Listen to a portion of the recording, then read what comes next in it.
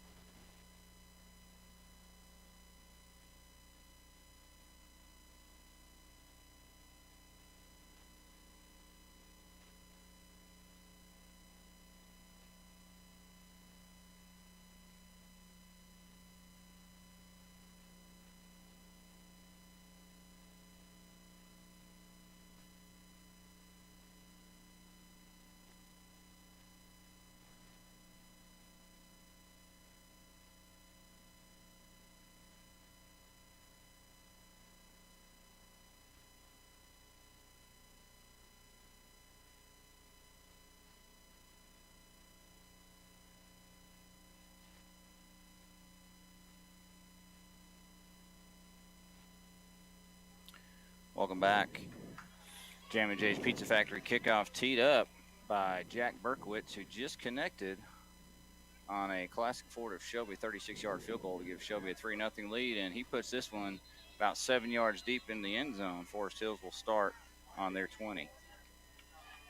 Again, very nice drive by the Golden Lions on that first possession. They held the ball for 4 minutes and 47 seconds, picked up 3 first downs. The first first down was on 3rd and 6 from their 29-yard line or their 21-yard line, and Dalen Lee kept it and picked up about 10 yards for the first down, slid for the first down, and then on another 3rd down, he tossed it out to number 13, which was Tyler Boyce, and he took it for a first down. Then on the next 3rd down, he found Mylan Davis for another first down. And so those are the 3 first downs, and then the 2 passes that were incomplete led to the field goal. Quarterback is going to be number 11, Gabe Crowder. He throws on first down, incomplete. And that ball was thrown nowhere near any receiver. And, again, this is a situation that Forest Hills finds themselves in. If you were able to hear us in the pregame, Brady Hibbard, their quarterback, is out due to a knee injury. And so that puts number 11, Gabe Crowder, who's thrown, that's his 6th pass of the year. So 2nd down and 10. 3 receivers wide left, 1 to the right. Very similar look to the Shelby offense. 1 running back, shotgun. for Crowder. He's going to pass it on second down. This time he's got an open receiver who's making some defenders miss. That's number 17, Massey. I think he's going to be a gain of about 6 on the, maybe 7 on the play. Yeah, they're going to give him 7. That's going to be 3rd down and 3. It was a nice move by the receiver, and we would give credit to Hollifield on the tackle. So 3rd and 3 for the Yellow Jackets. 6:41 to go here, first quarter. Shelby showing maybe bringing some linebackers up. Now they drift back, 4-man front. Play clock to 14. Crowder's going to throw it on 30. He's got a man. It's going to be a short game, but enough for a CSI Mechanical first down for the Yellow Jackets. The first down for the Yellow Jackets going to be, the ball's going to be at the 32-yard line. Brent, he must have a mouthpiece that's not attached to his other mouthpiece, because his mouthpiece is just hanging loose off of his face mask. Yeah, I see that. So it's a 5-yard pickup. That was Dakota, number 3, Dakota Potter on that catch. So 1st and 10, fresh set of downs for Forest Hills from their 32. A couple of guys in motion, and now it's going to be a handoff, and it's good running room, about a 5-yard gain. That's number 8, Rodney Smith. And they had an H-back. He went in and really is what made that hole there that Smith was able to get through and pick up 5. First run play. Smith is their leading rusher for the year, 75 carries for 446 yards. Second down, 5. Now, Yellow Jackets on the move up to the 37. Shelby now switches a couple players to the left side. Maybe saw something in motion, goes Massey. Handoff the opposite way, and nice running room, about 4 yards. Might be about a yard shy of the first down again. That was a really nice play by Cam Anderson to come up. What they did was they had a flanker to the right, and they motioned him all the way across the formation and then faked it to him and handed it back to their running back. And so it really turned into a counter play, and it looked like he was going to have big yardage, didn't it, Brent? It really did, and Anderson came up from the safety spot to get him a yard short of the first down, and now it's 3rd and 1. It was a really good tackle by Anderson. Again, Crowder hands it off to Smith, and he's got blocking, and he's got a first down and pushed out of bounds, but not until he's up to the 47-yard line. It's a gain of 6 and another CSI Mechanical first down. So this is a quickly moving first quarter. We're already down to 4:37 remaining. And so 3 first downs for the Golden Lions, and then a field goal, and now 2 first downs for the Yellow Jackets as they have the ball on their 47-yard line. 3-0 Golden Lions lead with 4:37 left here in the first quarter. 32, Christian Davis now in at running back. And they've got a tight bunch set with 2 receivers just off of the tackles. And they're going to pass out of it. A little bit wobbly on the snap. Thrown and nearly picked off, but caught. Diving interception attempt by Drew Hallfield, but it's caught by Davis, the running back. He's going to get 2 yards on that, but that was a very, very dangerous pass. So it's going to be 2nd down and 8. Shelby has jumped that out now 2 straight times, and so the safety needs to really have his eyes open, because that could be an out and up off of that. Yep, 2nd down, 8. Ball at the 49, near midfield for the Yellow Jackets. They trail 3-0 to Shelby with 4 minutes to go here, first quarter. Crowder in the shotgun. He's going to pitch it forward. That's a pass. It's going to gain maybe a yard, and that's it. Big hit there by Cam Anderson again with help from Jock Garnett, and that was pitched forward to Jarrell Boulder, number 4. I think they're actually going to say no gain at all. It's still going to be at the 49, so that's 3rd down and 8. But you're right, that was a pass, but it was a complete pass for no gain. 3rd and 8, big play for Golden Lions. 3:25 remaining here in the first quarter. Again, Shelby leads 3-0, and Forest Hill's going to have to take a timeout because they broke the huddle with 12 players. All right, we'll take it 2. We'll be back right after this.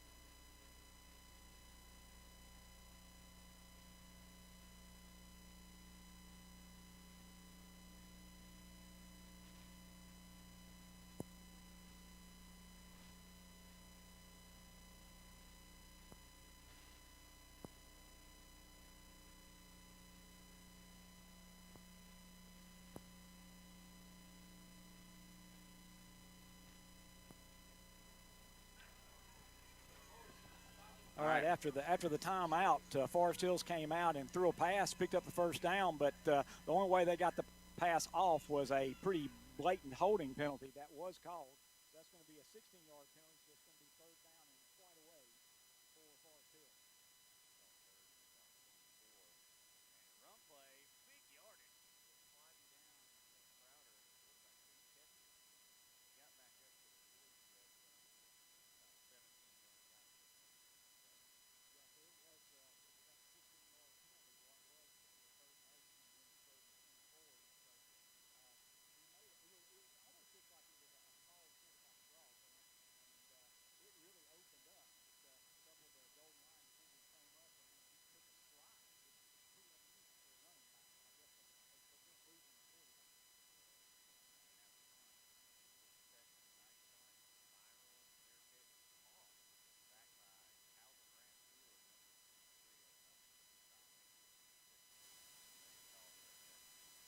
Shelby takes over. 2:25 to go, first quarter. They lead 3-0 on the Sparky scoreboard. Nice punt there for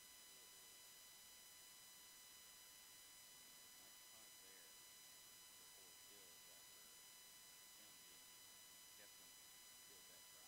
That was a 35-yard punt with no return, really good coverage, and nice catch by Alexander. And he was bumped after he made the catch, so obviously no flag. But it was pretty tight coverage for him to make that catch. First down, Lee throws it over the head of P.J. Griffin, the intended receiver. And what happened is the defensive end got his arms up in the air, Jeff, and made Dalen throw a little higher than he wanted to. It was over the head of Griffin, which isn't easy to do. Griffin's about 6'3". Absolutely. Shelby is, ran the ball, fairly well with Bryson Key during that first drive when Brent, you were working to try to get us back on the air, and so the play action has worked pretty well after that. Lee to throw. This time he's looking deep, and he's over the middle. He's got a receiver. That's caught. Jakeith Hamilton, first down up to the 49-yard line, and that's a gain of 24 and a CSI Mechanical first down. Fourth first down for the Golden Lions, and they're going to put it again, like we said, at the 49-yard line. We're down to 2:12 left here in the first quarter. Shelby leads 10-0 here on the No Malarkey Mr. Sparky scoreboard. Hand off to Bryson Key. Good hole. Now he's broke one open, and he's got the first down inside the 40. Forest Hills, we'll call it the 39, and that's pick up 12. Yeah, 12-yard gain, 1st and 10. Shelby quickly over the ball. Going to snap it quickly here, Brent. And again, they keep Griffin in there at the H-back and run behind him with Key. Gets about 3, maybe 4, maybe 5 after the spot. Yeah, and it could be even 6. It just kept getting better and better.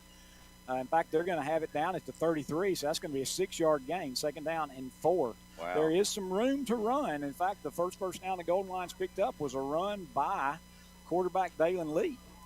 2nd down and 4. And a quick hitter, and that's a juggling catch made by Eli Falls, and that's going to be a first down around the 22-yard line. The 6th first down, and again, our first downs are sponsored by CSI Mechanical of Shelby. Looks like they mark it right at the 22-yard line, so I do believe. 11-yard catch, and again, a high pass, but Falls did a great job going up and getting that one. And now we've got 1st and 10, run play. That one's stuffed. Yeah, no place to go that time. Key looked like he wanted to bounce it outside, and when he bounced himself right into a big defensive end. And big defensive end, that's number 30, Ephraim Deese, one of the leading tacklers for the Yellow Jackets. And so he bear hugged him right back down to the ground, so it's 2nd down and 10. Not very big guy, 6'4", 220. Oh, yeah, tiny. 35 tackles, 7 tackles for loss, 6 sacks. And now Lee's going to the corner of the end zone to Daniels. He's up for it. Wow. He might have it, and he's got it. Touchdown, Mylan Daniels, 22 yards from Dalen Lee. And that's probably one of the best catches we've seen Daniels make this year. It really was. And what a heck of a throw by Lee into that single coverage. And the Gold Lions take a 9-0 lead on the No Malarkey Mr. Sparky scoreboard. 26 seconds to go here in the first quarter. And Jack Berkowitz will be on for the Classic Ford of Shelby, point after touchdown. Drew Hollifield on the hold. And holds down, kicks up. This is a great looking kick, and it's good. Golden Lions 10 and Forest Hills nothing. We'll be right back after this break.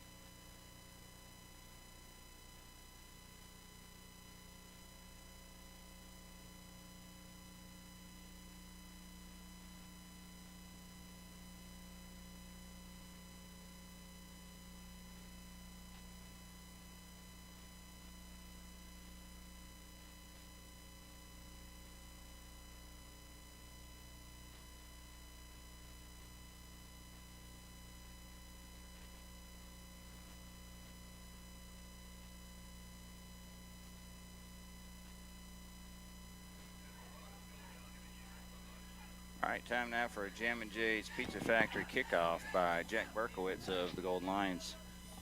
He just connected on a Classic Ford of Shelby, PAT.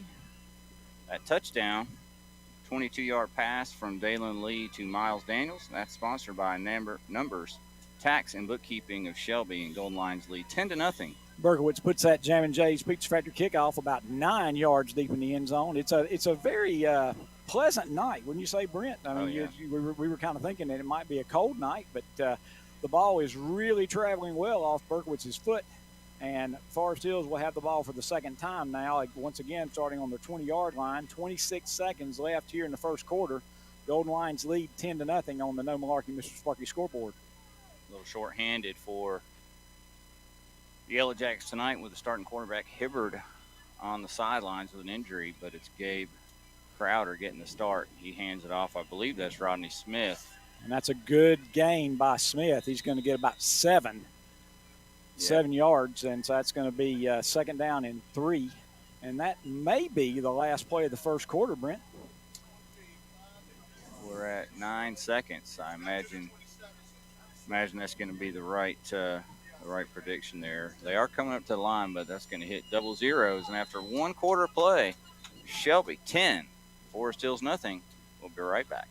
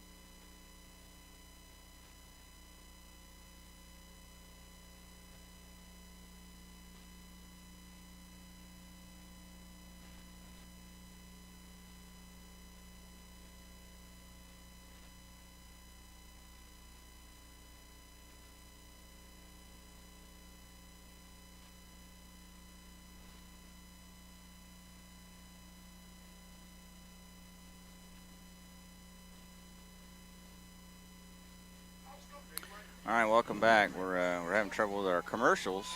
Glad you can hear us though. Forest Hills, Shelby got a timeout, Jeff, right before the play was run. Yeah, they were going to get at least a 5-yard penalty for too many men on the field, but the official granted that timeout that Coach Wilbanks was calling for pretty vehemently, and so it's still 2nd down and 3. First down play was a 7-yard run by Rodney Smith, and I guess they're still not ready to. Well, they're not ready because it says 11:58 on the clock, and so there was no play run, so it should still be 12 minutes left on the clock, I would imagine. Since they gave them a timeout, there was no. Got it, Tom, I got it. And that's All it. right. We'll So they're going to reset the clock to 12 minutes. Now we're and ready to go. That 2 seconds can make a big difference at the end of the half. So that's the right move to make that change. Shelby's got about 8 men within 5 yards of the football. It's going to be a running play by Crowder, and he gets around the left side, dragged down. I believe that's Cam Anderson again, having a heck of a night early. It was, but it was enough to get the first down. So that will be 1st and 10 now for Forest Hills at the 31-yard line. Again, we are early in the second quarter. Shelby leads 10-0. Burns already up on Moorhead 22-0. Robbinsville over Cherryville 14-0. Kings Mountain 28-0 over St. Stephen's. 1st and 10 here for the Yellow Jackets. Crowder in the shotgun. He ran it last time for the first down. He's going to hand it off this time. Not a whole lot there. Jaden Pierce and Jay McNeely throw Smith back. He gets forward progress for a yard or 2. Yep, I think it's going to be a 1-yard gain. I would say, Brent, looking at the scores that we've got so far, the only really surprising score I see is South Point and Hickory are tied at 7. South Point was a pretty prohibitive favorite in that game. I'd say maybe another surprise if you didn't know that Forest Hills was missing their first-string quarterback is the Golden Lions are leading 10-0. So 2nd down 9, ball at the 32 of the Yellow Jackets, 10:53 to go, clock running. 4-man front for the Golden Lions. Pass by Crowder, pump fakes, he goes up top, the ball's tipped and underthrown. Massey goes up for it, and they call it incomplete. I think it was tipped at the line of scrimmage, but they don't like it up here. Either his arm was hit or the ball was tipped, but that ball was definitely. And if you are a Forest Hills fan, you really would think that would be a pass interference. No call over here on this near sideline. It's going to be 3rd down and 9, and that was one of them tough ones right there for the Yellow Jackets. Well, it was also really important that Shelby got a lot of pressure because that receiver had gotten behind the corner, and that could have been a touchdown pass. So 3rd and 9, Crowder to throw. Pressure up the middle. He eludes that. He's rolling left. He doesn't have a lot of room. He's going to just run out of bounds. There's a late flag that comes down from behind the line of scrimmage. Well, I think number 32 hit defensive end in the back. That defensive end, number 51, McNeely. Jay McNeely. The play lost about 6 yards, maybe 7. Yep, blocking the back, and so since it's going to be a 7-yard loss, no way Shelby will take that penalty. So that's going to bring up 4th down and 16. Forest Hills back at their 25-yard line. So Shelby will be in punt receiving formation. And who is that back? Is that that's Calvin Ramseur back? Ramseur, the freshman. And good punt last time was fair caught. Late rush again, a nice punt off. Another fair catch signaled and caught at the 40. So Ramseur with some sure hands so far. And that's another 35-yard punt with no return. So the Golden Lions back in business again here with 10:26 left here in the second quarter. Again, on the No Malarkey Mr. Sparky scoreboard, Golden Lions lead Forest Hills by a score of 10-0. So Shelby takes over at their 40 with 10:26 to go here in the second quarter. They lead 10-0 on our No Malarkey Mr. Sparky scoreboard. And Dalen Lee back out there. He's got 2 receivers left, 1 right. They've got an H-back in, which is T.J. Griffin. They tried to throw it to him, but it's high and incomplete, and that play looked like maybe somebody didn't do something correctly. Yeah, I'm not sure. Definitely somebody was in the wrong place because there were 3 Golden Lions receivers just right together, and you never have a short pass where everybody's standing within 5 yards of each other. So that's a quick, incomplete pass, stops the clock with 10:20 left. It's going to be 2nd down and 10. Shelby, again, has good field position on their own 40-yard line. So this time they got 2 receivers wide left stacked. To the near side is Falls. You got an H-back in Griffin. He stays in the block. Lee's got a lot of time. Now he steps up in the pocket, and he's going to run. They're going to call maybe a hold. He's got the first down, slides down. There's a flag way back at the Shelby 37. Yeah, and the only thing they could possibly call there is a holding penalty. Yeah, especially as long as that play took. And then as soon as Dalen took off the run, the flag came out. And that's exactly what it's going to be. So that's 3 yards behind the line of scrimmage, plus 10. That'll be about a 13-yard penalty. First penalty on the Golden Lions, but that's going to put them really behind the sticks. It's going to be 2nd down, but it's going to be 2nd down and 23. Because, again, a holding penalty in high school is from the spot of the foul. There's been only 1 penalty accepted against Forest Hills, and that was a 16-yard penalty. Same situation. Hold was 6 yards behind the line of scrimmage. So Golden Lions get a minimal break. They only marked 12 yards off. So Okay. it'll be 2nd and 22 instead of 23. But the ball back at the 28-yard line now. 1st and 10, 2nd and 10, 2nd and 28. Sorry. 2nd 22. I'm wrong all the way around. Lee's going to throw it again. He's looking up top, but he goes over the middle. It's caught. That's Jakeith Hamilton. He's got the penalty yardage plus more. He's going to be 3 yards shy of the first down. That's a pickup of 19. They're actually going to give him almost to the 48. So it's going to be 3rd down and a long 2. Big play here. Shelby needs to get to the midfield stripe, and again, it's just shy of their 48-yard line. Really nice catch there too on that crossing route on his fingertips. 3rd down 2. Shelby's got all kinds of guys moving around here pre-snap. And Dalen Lee gives some sort of signal. He's going to air it out. He's going to throw over the middle. It's tipped in the air. Oh! Then nearly caught by Hamilton, and that's going to be 4th down and 2. Yeah, that ball was tipped up in the air, and Hamilton sat back there and went up to make the grab, but when he got his hands on it, he was hitting the back pretty hard by the safety. Dalen Lee wants to go for it, but with a 10-0 lead, Coach Wilbanks decided that if we didn't get it, that's a real momentum switch right there around the midfield stripe, and so they have run Jack Berkowitz in to attempt for a punt. Yeah, and I see Dalen's point. I see Wilbanks' point there. I mean, Lee, just the competitor, he thinks we can get 2 yards. He also wants that throwback on 3rd and 2. Berkowitz with a nice punt, one of his best. Turns over, caught inside the 15, and now the highlight reel starts, but Shelby finally makes the tackle at about the 24. About a 5-yard return, Jeff, but close to something better. Yeah, it looked pretty scary from a Golden Lion perspective, but it's a 37-yard punt with about a 7-yard return. When it's all said and done, Forest Hills will start on their 25-yard line. First time that Golden Lions had the ball and did not score tonight. So Forest Hills back with the football. It'll be Crowder at the quarterback spot. We think we may see at some point Cam Winnigan, the freshman, but so far Crowder's looked pretty good. He's 4 for 6 passing. And on 1st down, he'll hand it off. Got to get the number, most likely Smith, number 8. Yeah, a lot of movement after contact, and they got him marked down as the 24-yard line. It's interesting. The ball ended up way back with the head official, and Shelby was pointing toward their end zone like maybe they would have somehow got that ball back. But it's kind of hard to get a fumble recovery when the referee's got the ball in his hands, Brent.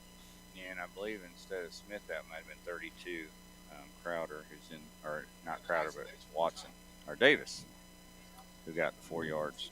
He's still in at running back. He gets the handoff again.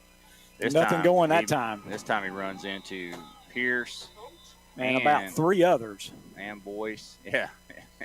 And count 2 or 3 more, including Cam Anderson up from the safety spot. They're going to be very, very generous and give him back to the 33. I didn't think he got anywhere close there. It's going to be a 1-yard loss, but it's going to bring up 3rd down and 7. Again, if you're just joining us, we've had a lot of technical issues, a lot of trouble. Shelby leads 10-0 with 8 minutes left here in the second quarter. Wait a minute, one of the Golden Lions is down. And that may be Cam Anderson who just helped make that tackle. So let's take an injury timeout. We'll be right back.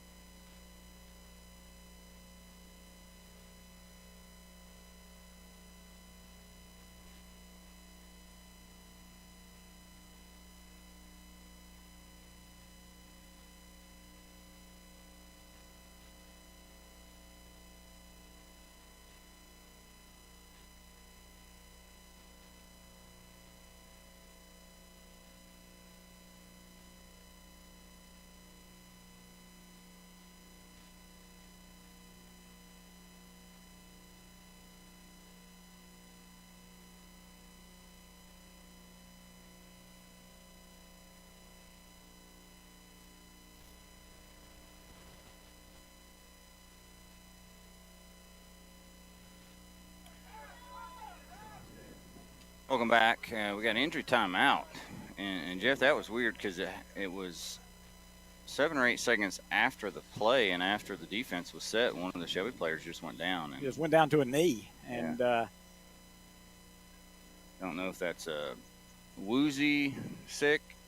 The flu that's been pretty rampant, through Cleveland County. That was just, he just went down to a knee, and when he went down to a knee, he was right behind the linebackers, and there for a second, I was afraid that the officials weren't going to see that he was down, but they did, and now he's up again, and that looks like that's number 3, Cam Anderson, and Anderson's been very, very active, from the secondary. Had a great game. He's walking off the field on his own over to the sideline. Jeff, I'm not so sure he wasn't ill because it looks like they're trying to do some cleanup around the 33-yard line. So so we apologize for our not getting our commercials to do audio. So we do want to thank our sponsors, and we got a bunch of them tonight. Let's start with All Ray Tire, of course, Alston Bridges, Auto Parts You Pull, Barrett's Floor, Basic Finance, are a few of them. Kevin will get that whole list over to me, and we thank them each and every week for sponsoring our broadcast here. 10-0 Golden Lions, 7:53 to go, second quarter. Been in a delay for a sick player here. Anderson, is walking around on the sidelines. He acted like he wanted to come back in. Well, there's no way they're going to let him back in right now. But again, he's walking around, and he wants to come back in. But again, like I said, very active. He's come up twice, from his secondary position and made a really nice tackle. And in 2 plays, it looked like maybe there was going to be some running room. And so we are currently, again, waiting to get things cleaned up out on the field. Again, Shelby leads 10-0. There's 7:53 left here in the second quarter. Now we got the cleanup crew. We got a wheelbarrow and a shovel. So you don't see that every day during a football game.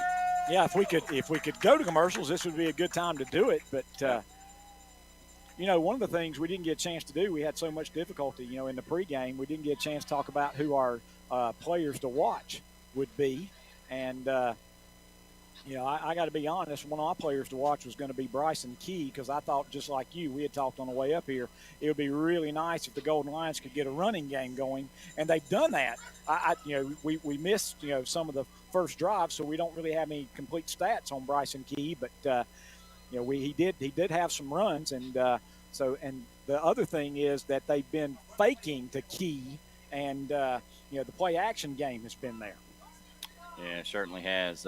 So that's sponsored by, of course, Shelby Heating and Air. And I'll go defensive. And since we've called Cam Anderson out, I feel like that would be cheating. So how about I go with Drew Hollifield at middle linebacker? My player to watch, sponsored by Shelby Heating and Air. Or third down and about seven for Forest Hills. Crowder in the shotgun. He's going to air it out. He's going to step into the pocket now. He dinks it over the middle, and it's just dropped by Rodney Smith, and he was probably going to get the first down, Jeff. He needed about 2 yards after the catch, and he had it, I think. Yeah, I believe he was. There was going to be a pretty good collision at about the 34-yard line, but with a head of steam, it was going to be hard for the Golden Lions to stop him. And so with the incomplete pass, that brings up 4th and 7. And again, once again, with Calvin Ramseur back to receive the punt, and this will be the third punt by Forest Hills, and every punt has been 35 yards and no return. Yep, absolutely. So 4th down and long. Forest Hills, I guess they've had it 3 times. Third punt coming up. First 2 have been really good punts. And I know Ramseur would like the chance to return one. And this is a shorter punt, and this is where you get everybody to get out of the way. It bounces out of bounds in Forest Hill territory, Jeff, I think. Yeah, it's going to be it's going to be about a 20-yard punt. And the scary thing about that was that was really close to a Golden Lion that was trying to block downfield. But Shelby's going to actually have the ball on the Forest Hills 47. Yeah, so that's just a good. Great field position for the Golden Lions. So 7 minutes and 29 seconds left. Shelby with the ball 1st and 10 on the Forest Hills 47-yard line. Shelby will run it. Bryson Key between the tackles, and gosh, he just keeps those legs going. He gets about 5 or 6. Yep, it's going to be a 6-yard gain, and pretty much with the exception of 2 running plays, every time that Bryson's got the ball, he's made some pretty good yardage. And so 2nd down and 4. Again, 7 minutes and 10 seconds left here in the first half. Golden Lions got the opening kickoff, drove down and kicked the field goal, and it's been Shelby since then. Pump fake up to Falls. He's well covered. Yeah, he was just absolutely covered like a blanket. And Lee just threw it way over it, actually short of everybody. Yeah. Wasn't a whole lot of chance for that to do anything other than be incomplete. So that's going to bring up 3rd down and 4. That was play action. He faked it to Key, then pumped it, faked it, and then went deep, and it just wasn't there. Now they are going to hand off to Key, and he's got a first down. He's got more. He's inside the 30, 25, 20, and down to about the 18. CSI Mechanical first down, and that young man's having a great first half. 7th first down for the Golden Lions, and that's 3 rushing and 4 passing. And quickly, Shelby over the ball again, and they're going to hand it off to Key once more. Not a whole lot that time. I think he may get a yard. They didn't have the chain set, but it's going to be a 1-yard gain.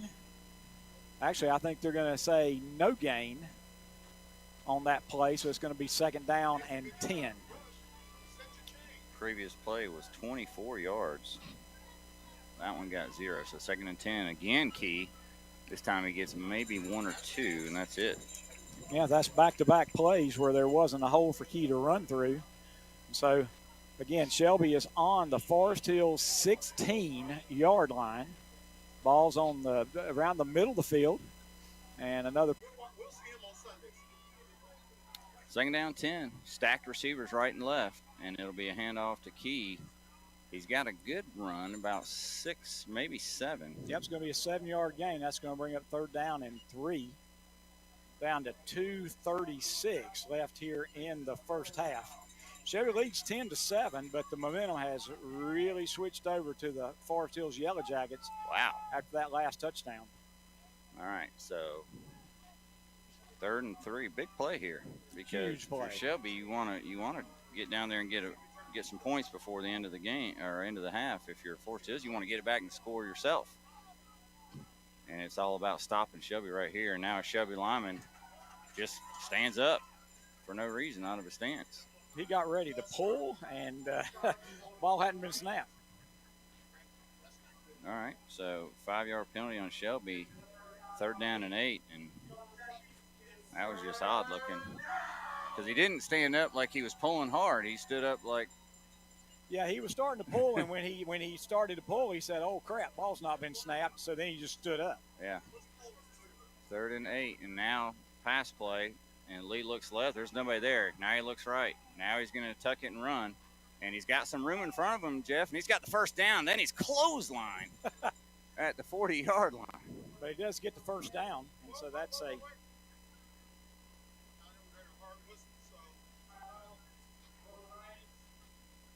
So Shelby takes a timeout. Lee got 10. He needed 8. So CSI Mechanical 1st down, and I think the officials are saying that wasn't a timeout called by Shelby. We're down to and the clock is still running. 50 seconds.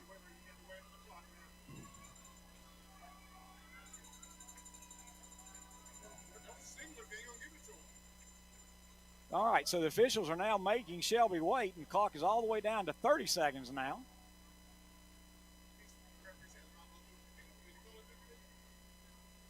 So Golden Lions are just taking this clock all the way down, 25, 24.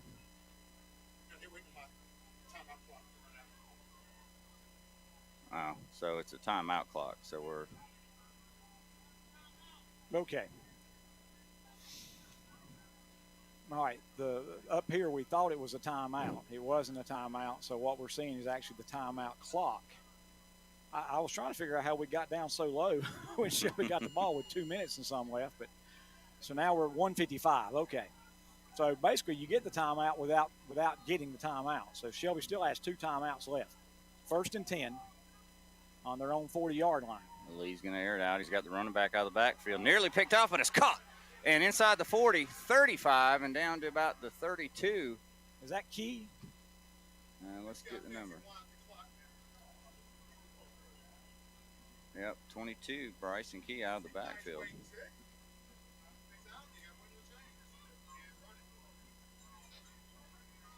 So 1st down all the way down to the 31-yard line.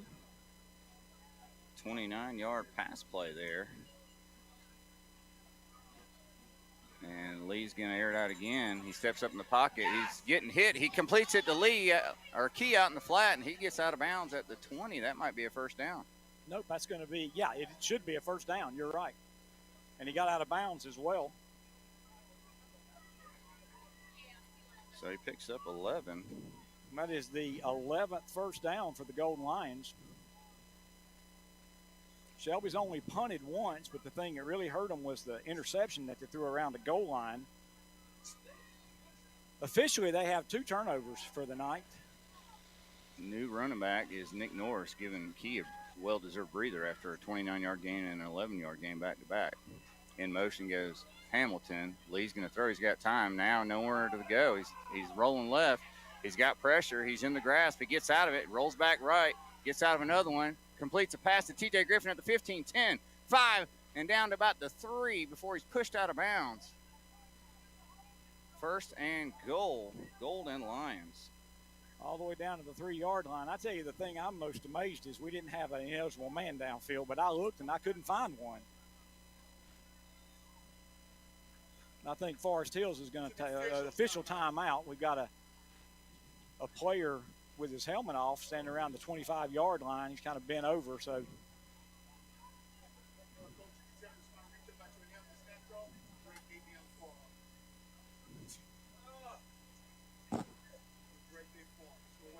The ball's going to be, what, on the 3-yard line.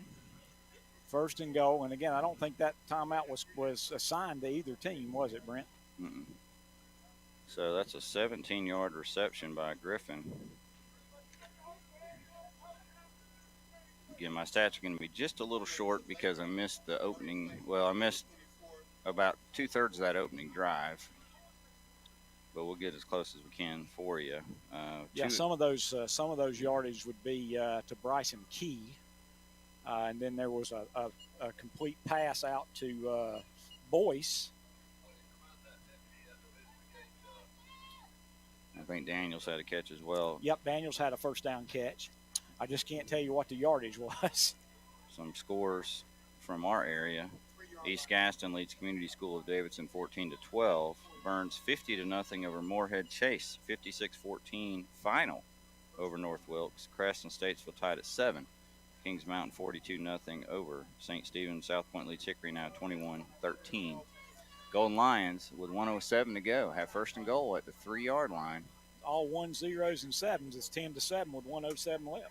Now you'd think Bryson Key, but here lately we've seen Lee fake it and then run behind Key for the keeper for the touchdown.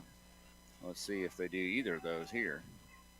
Shotgun, hand off to Key, and Key plows forward for a yard. Yep, it's going to be maybe just inside the 2. Clock's down inside of a minute. Again, Shelby has 2 timeouts. They don't really need to get in a hurry. Shelby would love to score a touchdown on the last play of the half because they're going to have to kick off to start the second half. Big thing is you've got to score that touchdown. This Forest Hills defense is a good defense, and it's been what I've been able to see, people have had a hard time running on them. Second down goal, ball around the 2. And it's Key. Key just swallowed up as both defensive ends came around the edge and swallowed up Key as he was getting the handoff, and now he lost a yard back, and now Shelby's got to come up with a better play call here. And they take a timeout.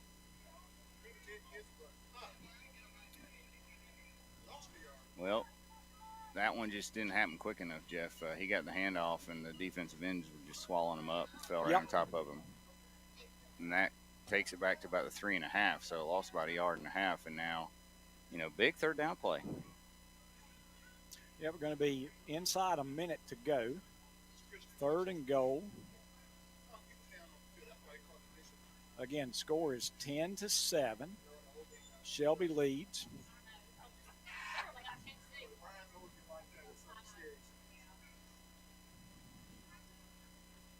Brent, how in the world do you think that Chase game got over already? Yeah. It's 8:39. I can only think that they had a running clock because the other team looks like scored the last 2 touchdowns. Yep. I'm assuming those were probably second half touchdowns, and Chase was ahead by a lot early. Let's see if we can get a few more scores. Got Lincoln leading Randleman 14-7, and West Lincoln and Hendersonville tied at 7.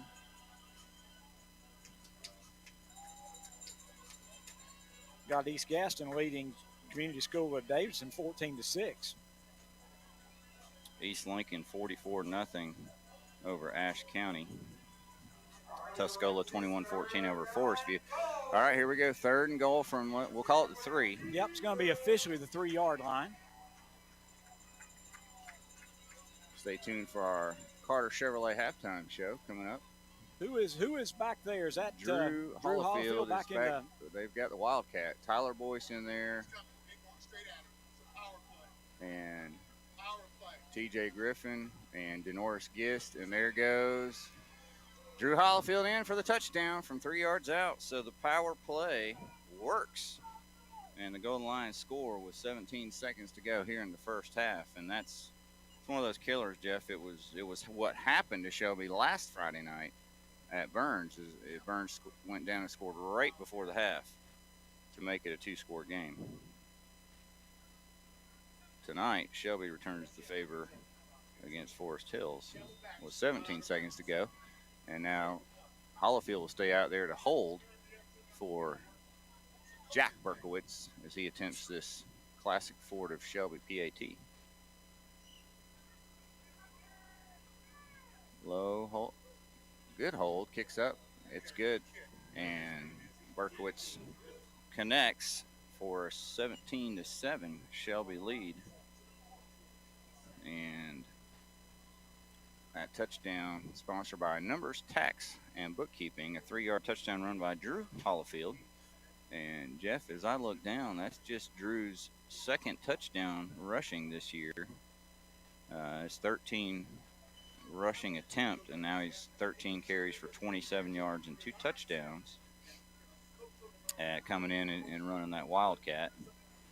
you call it a wildcat, but he's also the backup quarterback. So. Yeah, I was thinking, that you could always, especially with Drew in there, he could do one of those, take 2 steps up and throw that little hot pass to a wide open receiver, but he just ran right up the gut and took it in.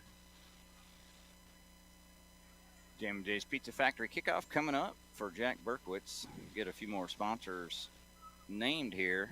We'd like to thank Carolina Auto Glass, also Carter Chevrolet, Cecil Burton Funeral Home and Crematory, Classic Ford of Shelby, Creekside Clock, CSI Mechanical, Cummings,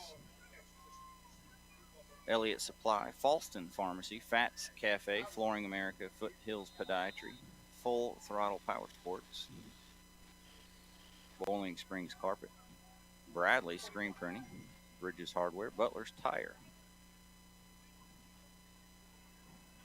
Berkowitz has it teed up, and this one might be a little short, and I think it does go about a yard deep. Just a hair inside the end zone.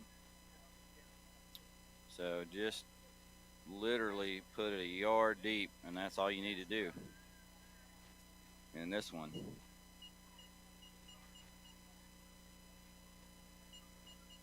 Let's see if Forest Hills try to do something here with 17 seconds left, or if they elect to take it to the locker room and come up with a big second half game plan. With the Shelby's got 6 people out near midfield. Now they're moving forward. You got 6 defensive backs, and they're about 8 yards deep, and then the 2 safeties are about the 45-yard line. They got Griffin and Ramsey back. Now the rush, and maybe a hold, but Crowder's going to run it. Well, if it was a hold, it didn't get called, so Crowder runs it, and it only takes 6 seconds, so there's still 11 seconds left here in the first half. Golden Line side not real happy with the lack of a holding penalty, but well, Griffin was running to get him and just got grabbed from behind by the arm and slung around. So it was a gain of 5 by Crowder, but he did get out of bounds. I was offensive line coach, and I always said if they didn't call it, it wasn't a hold, but I might have to back up on that. That was a pretty good grab. Yeah, well, normally they're not so blatant on a play. 2nd and 5, and Crowder's going to throw again. This time he's got some time. He rolls left. Now he's got late pressure, and Cam Anderson gets the sack all the way back at the 15-yard line. And that'll be the last play of the first half. Yep, so that play loses 10 on the sack, and Cam Anderson entered the half with maybe his best half of defensive play this year. So we go into the locker room. Shelby leading on the No Malarkey Mr. Sparky scoreboard by a score of 17-7.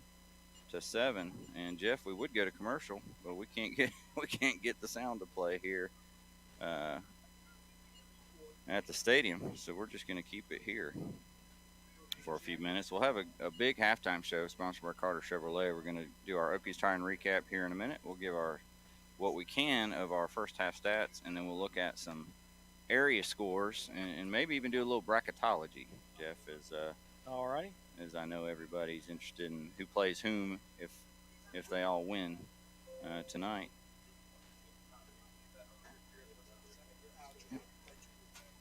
So while Jeff's getting his stats ready, I'll give you some scores from 3A. Vance County leads West Carteret 22-19. Havelock over Croatan 67-0. Southern Nash leads White Oak 35-14. 28-28 tie in the third quarter. East Guilford and Parkwood. Terry Sanford over South Brunswick 42-23. West Rowan 35-7 over Franklin. Southern Durham leads Richlands 28-0. Northern Nash 10-7 over Northside Jacksonville. Lee County 35-31 over Currituck County. J.H. Rose 27-9 over Cape Fear. Rocky Mount leads Jacksonville 9-7. Williams over Western Alamance 21-7. Triton over CB Aycock 38-14. Fike and Scotland County 14-14. East Lincoln leads Ash County at halftime, 44-0. North Davidson leads West Henderson 28-21. I believe that's a West Henderson team that's 10-0 Yes, they against are. a North Davidson team that's 3-7. So a little bit of a shocker there, but just at halftime. Smoky Mountain over Central Davidson 28-21. Tuscola leads Forest View 21-14 at halftime. High Brighton 26-7 over Southern Guilford. South Point over Hickory at halftime 21-13. Crest Statesville tied at 7 second quarter. Ashbrook Northwest Cabarrus tied at 3 in the third quarter. Irwin leads Carson 28-7. 71st leads South Johnston 40-0. West Charlotte 14-0 over Stuart Kramer. Oak Grove 7-0 over West Meck. Ledford 14-0 over Freedom. North Brunswick 14-6 over Westover. Kings Mountain leads St. Stephen's at halftime 42-0. And that's your 3A scores update. Jeff, let's do the Okies tire and recap. All right, the Okies tire and recap of the first half, opening possession of the ball game. Shelby held the ball for 4 minutes and 47 seconds and capped it off with a 36-yard field goal by Jack Berkowitz, and Shelby led 3-0. With 26 seconds left in the first quarter, Mylan Daniels hauled in a 22-yard touchdown pass from Dalen Lee. Berkowitz's point after made it Shelby 10, Forest Hills nothing, and that's the score at the end of the first quarter. After a fumbled punt, I guess is what we'll call it, a muff punt by Shelby, turned the ball over deep in Shelby territory. Ross Smith took it in from 3 yards out with 3:03 left in the first half. Gail Marino had the point after, and Shelby led 10-7. But then Shelby responded with a really nice drive of 70-some yards and scored with 17 seconds left in the first half. Drew Hollifield on 3rd and goal from the 3-yard line took it in from the Wildcat formation. Berkowitz' point after made it Shelby 17, Forest Hills 7, and that's where we are at halftime. As far as a couple other statistics, Shelby had 12 first downs. That was 6 first downs in the first half, 6 first downs in the second half. They were guilty of 3 penalties for 19 yards. Forest Hills had 6 first downs, and they were guilty of 2 penalties for 26 yards. But the big stat that has made this game as close as it is, Shelby has turned it over twice, interception and then the muffed punt, which led directly to the 7 points that Forest Hills has scored. And one of the things that Shelby has done an excellent job this year, even though they are 6-4, one of the things they've done a great job going into this game. They had scored 82 points off turnovers and only given up 14 points off turnovers, and so that'll be 21 points off turnovers now. But generally that's a stat. If you can pull that off, you generally have a good season, Brent Pasco. Absolutely.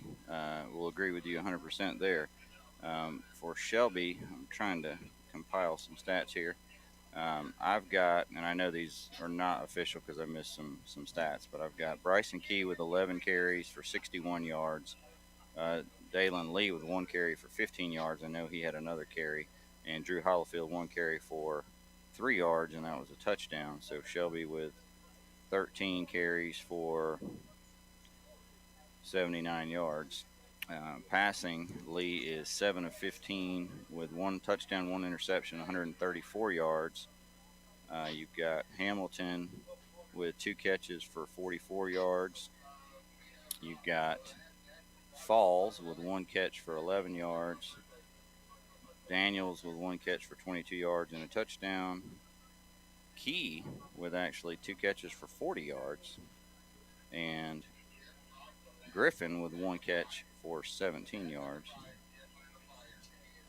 And again, I know I missed Daniels with a catch, and maybe Boyce or Griffin with another catch, and Lee and Key with a couple of carries. But we'll get those official stats from Jim and Bob Sherman a little bit later. For Forest Hills, it was Gabe Crowder 5 of 9 for 18 yards. Kamarian Massey had 2 catches for 11 yards. Dakota Potter, 1 catch for 5 yards. Christian Davis, 1 catch for 2 yards. And Jarrell Boulder, 1 catch for 0 yards. Rushing, it was Rodney Smith with 7 carries for 48 yards. Christian Davis, 5 carries for 33 yards. Ross Smith had 1 carry for 3 yards and a touchdown, and Gabe Crowder had 5 carries for -1. So overall, I had 83 yards rushing for Forest Hill, 79 for Shelby, 18 yards passing for Forest Hills, 134 for Shelby, minus a drive. So Shelby, a little bit of an advantage there in the stats in the first half, which is pretty obvious on the scoreboard at 17-7, Jeff. But the biggest 2 stats are the turnovers, right? The turnovers. Absolutely. Shelby had the ball. I think it was like 3rd and 5, and they were in field goal range. Already kicked 1, and they were leading at that time 10-0. And of course, it was a 10-0 lead, and you just kind of felt like Shelby should be up by a little bit more because they had really shut down Forest Hills. And so I know what the thought process was. We really need to get a touchdown here. We don't want to have to kick a field goal. And Dalen threw a pass, and he just threw it into really tight coverage, and there was a great interception. And then the young man on the return took it to the 10, and it looked like he had a long way that he could go. And one of the Golden Lion receivers, and I didn't catch his number, Brent, but he made a great tackle. And so after that tackle, Forest Hills, you could feel the momentum had shifted, and then Forest Hills moved the ball up near midfield, but then Shelby stopped them, forced a punt, and on the punt, officially there was a muffed punt, and that's all that matters. And so Forest Hills got it after that and went down and scored and made it 10-7. So with only 3:03 left in the first half, Shelby's looking at like 3rd and 4 on their own 26-yard line, and then converted that, took it all the way down, and scored on 3rd and goal from the 3-yard line with just 17 seconds left. And so Shelby leads 17-7. And so that big momentum swing is not quite as much as it could be.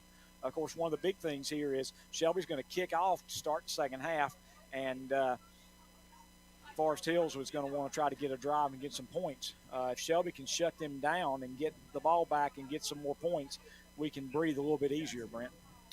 Yeah, I mean, I guess if you're a Golden Lions fan, you're saying 2-score lead is nice, but you want to keep it there, right? The last thing you want to do is get in a 1-score game, get the crowd into it, and have some big play or some crazy play determine what happens, because we already saw one crazy play in the first half that cost them 7 points off that turnover. And so I think that's the big thing is, keep the defense playing well, keep them from putting a touchdown up on this opening drive, and then try to keep that 2-score game the rest of the way or more, and keep that comfort zone. Let's see if we can get some 2A scores, Jeff, as we continue here in our Carter Chevrolet Stadium halftime show. And I will move over to our 2A scores and go down that list. So East Gaston leads Community School of Davidson. That game's now in the 4th quarter, 14-12. Community School of Davidson's 9-1 coming in. Princeton over Goldsboro 58-8. Cummings over Bartlett Yancey 30-20. James Keenan leads Camden County 35-7. Holmes over Southwest Edgecombe 28-27. That's the 2nd quarter score. East Surrey, number 2 seed in the West, leads Anson 42-0. Bunker Hill 9-1. Bunker Hill leads East Davidson 34-0. Clinton, in a tight one, leads Beddingfield 25-18. That's in the 4th quarter. Clinton 9-1, Beddingfield 5-5. East Duplin leads North Pitt 63-16. Wallace Rose Hill and Kinston in the first round matchup. 2 teams Shelby's played and defeated in the state championship here in the last couple of years. Wallace Rose Hill leads Kinston 55-26. It is Midway over East Carteret 30-21.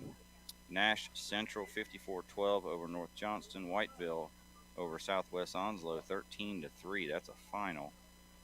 So Southwest Onslow, when's the last time they finished the season? 2-9. It's been a long, long time. Hertford County over East Bladen 40-8. Northeastern 29-19 over Farmville Central. Great basketball school is Farmville Central. Bunn trails West Craven 37-0. Reedsville rolling the number 1 seed 63-7 over Madison. Lincolnton leads Randleman 21-14 at halftime. Mount Pleasant over Walkertown 14-6. Maiden leads Polk County in a little bit tighter one than I imagined, 34-20. Salisbury and Brevard, that's 14-10 Salisbury. And that's a couple of final scores. Chase 56-14 over North Wilkes. Monroe 35-6 over North Stanley. That's the second quarter score. Providence Grove 31-6 over McMichael. Burns 56-6 at halftime over Moorhead. The winner of this one looks like they're heading to Lawndale to take on the Bulldogs. Green Central leads St. Paul's 20-0. And at halftime, Wilkes Central leads Robinson 6-0. Brent, I was doing a little bit of work here over with my stats. What's the Crest score? Crest and Statesville? Last score I had was 7-7. And that was Crest and Statesville. Let's see if I got an update here. Still showing 7-7 second quarter. Kevin just sent us a score update, so let's see if there's any change there. He still got 7-7 Crest and Statesville. Wow, that's a little bit surprising. Yeah. Well, we know Crest can put up points in bunches, and they have a tendency to give up points in bunches, and so I thought that might be more. 7-7 score is not exactly what you're expecting. Getting down toward the end of the halftime, we're down 1:45 left on the clock, but generally they add another 3 minutes to that, so we still got a little bit of time. Again, I think it's really important to see what it's always important how the first 5 minutes of that of the second half goes. But if I was coaching at this point, one of the things I would be really emphasizing to the kickoff team is the last kickoff that Berkowitz had. It just barely reached the end zone, and that there are some absolute speedsters on the kick return game for Forest Hills, and so you've got to make sure. I mean, even though he's kicked it off 3 times and he's got 3 kicks in the end zone, you cannot jog down there. You got to really you really got to get it in gear, get down there and cover that kick. And that's one of the things the last several weeks, the Gold Lions have done a really nice job. The few times that Berkowitz hasn't gotten into the end zone, they've made stops, around the 20, sometimes inside the 20. I think the worst coverage they had was the 27, and so they've done a great job. But that's just one of those paranoia things, because nothing. There are 2 things that really change momentum. One, turnovers, which we've seen, and then number 2. Big returns on the kick game. Yeah, and we know Forest Hills is very dangerous there, like we said earlier, like you just mentioned. As I'm trying to actually go look at their return stats, it's going to take me a minute because I don't have the best signal here. I've actually got some, okay. Brent, if you want me to. Return stats are sometimes the things that they don't do a very good job of keeping up. Boulder, number 4, he's got 3 kickoff returns for 120 yards, along with 50. So he's averaging 40 yards on his kickoff returns. Christian Washington, number 19, he's got 4 kickoff returns for 196 yards. So he's averaging 49 yards along of 95, but they don't have him down for a touchdown. And so I tell you what, when you return it from 95 yards and don't get a touchdown, that's something. And then Washington also on the punt returns, he's got 8 punt returns for 274 yards. He averages 34.5 yards per punt return. And Boulder has 7 punt returns for 119 yards, 17 yards for punt return. So those things, obviously caught my attention, when I was doing my scouting on Forest Hills. So that just makes this Jam and Jay's Pizza kickoff even a little more important for Berkowitz and the kickoff coverage team, as we just about ready to start our second half of play here. Got to say that I've been really impressed that Forest Hills, having to play without their starting quarterback, who is most of the offense was off of his arm, and he's been out this week. And so, you got to say that the backup has done a nice job, completing more passes than he's had incomplete and getting the ball, distributing the ball to good running backs. Yeah, he has, and they've leaned on the run for the last several drives. They kind of came out letting him throw it a little bit, but he's athletic, and he scares me a little bit on that keeper. And then also he's got that little bit of Russell Wilson where he'll run right up to the line of scrimmage and then throw a little dink pass. And that kick is going to be about 6 yards deep in the end zone for the Jammin' Jay's Pizza Factory kickoff. So part one, successful. Yeah, Burko is 5 for 5 or 4 for 4. 4 for 4 with touchbacks. So pumped up tonight. And Forest Hills again will have to start things at their own 20-yard line. Forest Hills is going to start with the ball on the left hash. I'm not sure if you get to choose which hash. It used to be they put it right in the middle. So they'll start there. Crowder in the shotgun as normal. Now they got an H-back in there. He's going to roll right. That extra block helped. He airs it out. Nice pass. Nice catch. Stays on his feet and gets out across the 45-yard line. Yeah, and so what they did, they put that power back on the right side, and then rolled the quarterback in behind that power back, and he made a nice pass, and it was a nice pass, probably even a better reception. And then what a nice job of getting away from the attempted tackle. And so Forest Hills has the ball all the way up on their 45-yard line. That's one of the biggest plays they've had tonight. Yeah, that was actually Ross Smith on the catch. That was 25 yards. Easily their longest pass play of the game by more than double. And now the run around the left side. And look at Rodney Smith breaking tackles and gets the 10-yard for the first down, and he's tackled from behind by Jaden Pierce 10 yards down the field, or he's gone for the touchdown. Yeah, and it's a good thing Jaden Pierce kept his feet moving, because it looked like we had him tackled a couple of times, and he just kept those big legs moving, and nice run. So 2 plays, they're already in Shelby territory, and that's what I talked about, how important that opening drive is, Brent. Yep, and they had a great athletic play where Smith went up, climbed the ladder, and made the catch over the DB, and then they had a power run there by Smith, and now they're going to throw it again. It's complete to Massey, and he's breaking a couple of tackles. He doesn't get, he gets 5, maybe 6 after the spot. Yeah, and that was a catch that he made at the 40, and one of the defenders had him and tried to throw him down, and they didn't get him down, and so he picked up another 2 yards. So it's going to be 2nd down and 4. So quickly, in 1 minute and 15 seconds, Forest Hills is on the Shelby 39. Yeah, Massey with his 3rd catch tonight as well. So on the move are the Yellow Jackets at the 39, and the snap gets away from Crowder, but he gets it to Smith, who's breaking tackles and gets about a yard shy of the first down. So he does not go down on first contact, Jeff. Sometimes not on 2nd or 3rd either.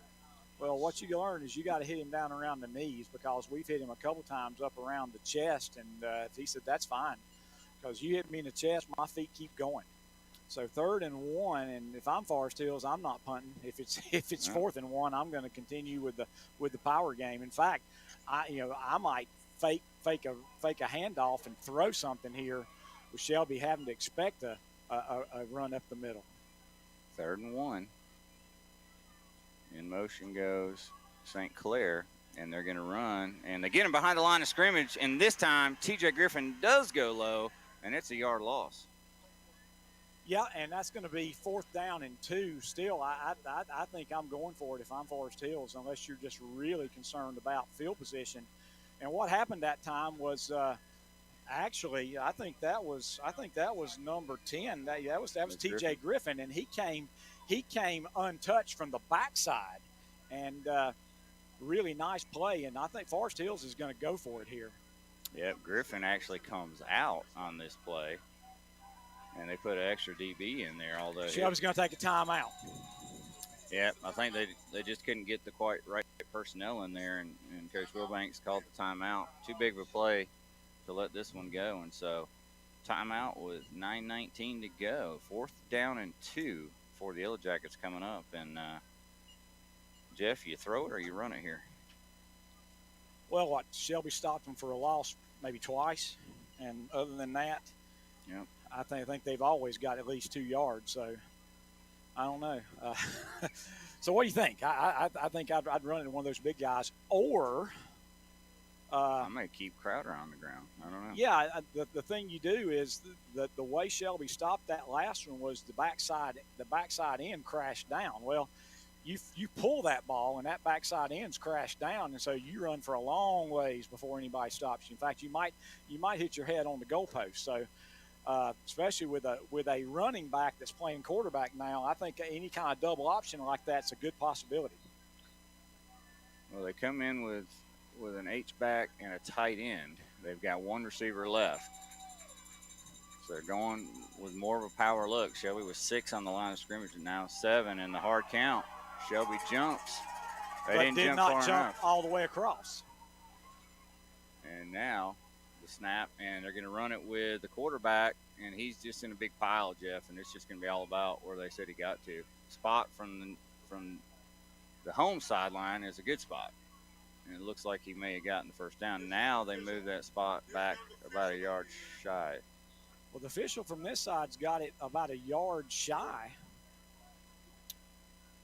Yeah, and it's going to depend on the ultimate. Yeah, they got it a yard shy. It's so hard to tell from up here because he ran into just a big sea of jerseys from both teams. And they got 1. They didn't get 2. And that's going to turn it over on downs to the Golden Lions. Shelby's going to have it on their 36-yard line.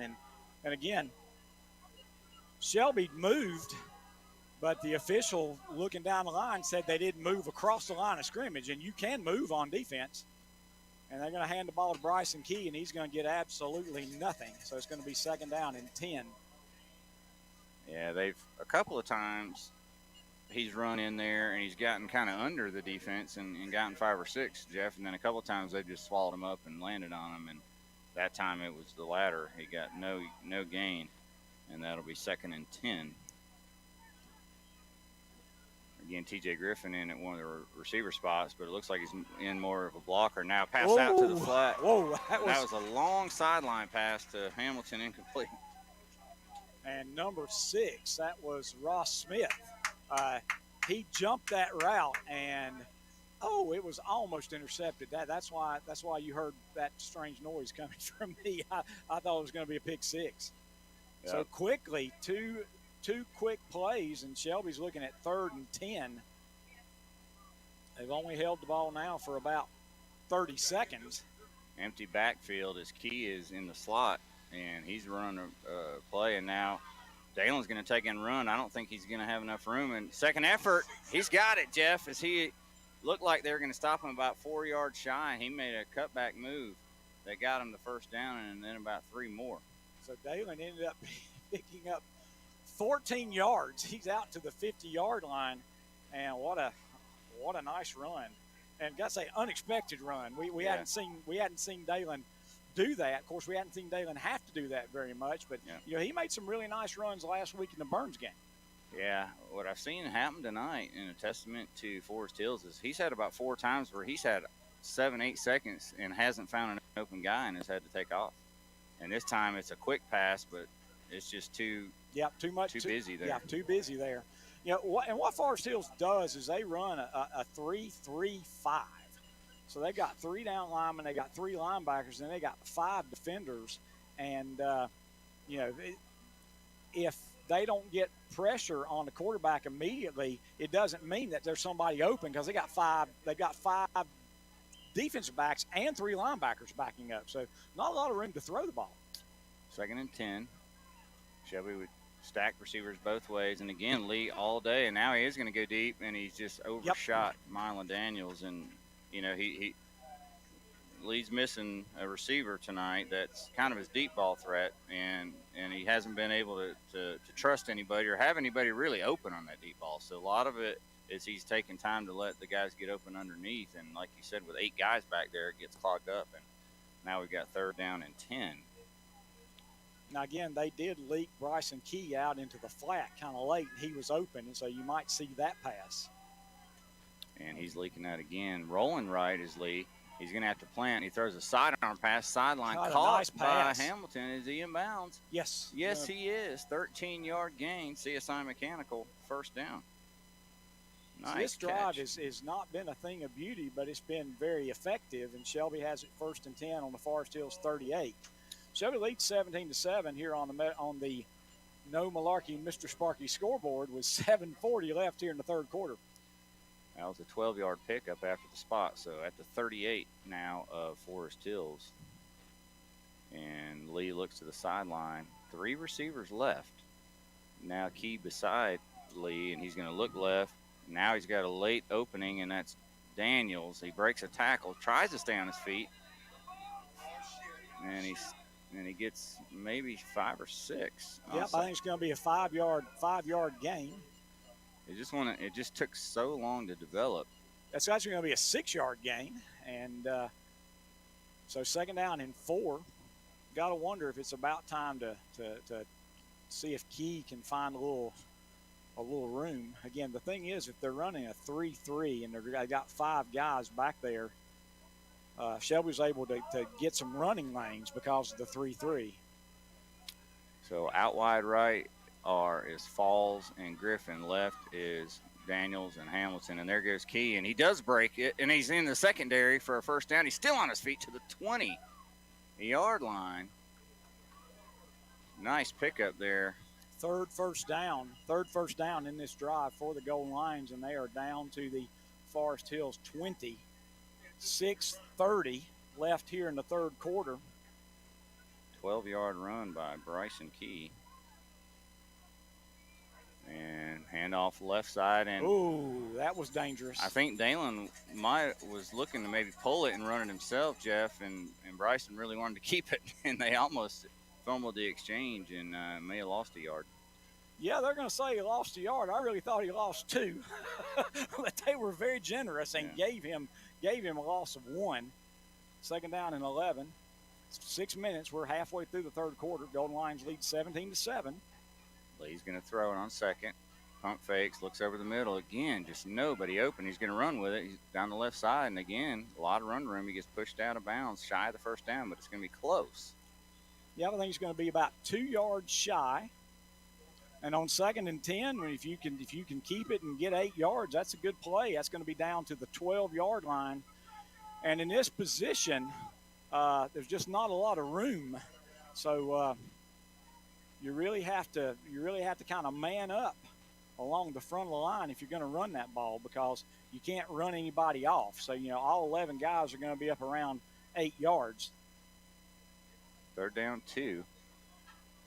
They've got a new H-back in there, and that's Tyler Boyce, and they run right behind him. But Lee keeps it, and he fumbles the ball, and they're going to call it an incomplete pass or say his knee's down. He threw the damn ball backwards. So I think they're going to say his knee was down.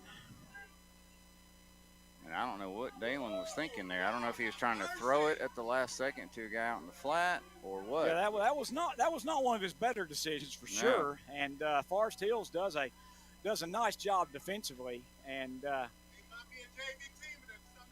so here comes, I think Jack. No, they're going to run the Wildcat. So it's 4th and about 2.5.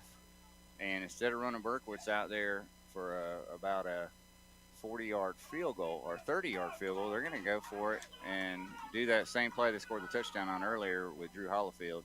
And he gets through, and he's in the secondary, and he's down inside the 5. That's going to be 1st and goal, and it worked. The key to that play was Berkowitz took one step and then tried to find the hole. And the hole was not to the right side where his blockers were. The hole was back to the left side, and he busted through there. Offensive lineman, that's number 77. That's big Jaden Pierce. He is limping off the field. And so that's a big part of the offensive line that you're not look at without. This. They leave Hollifield in there on 1st and goal from the 3.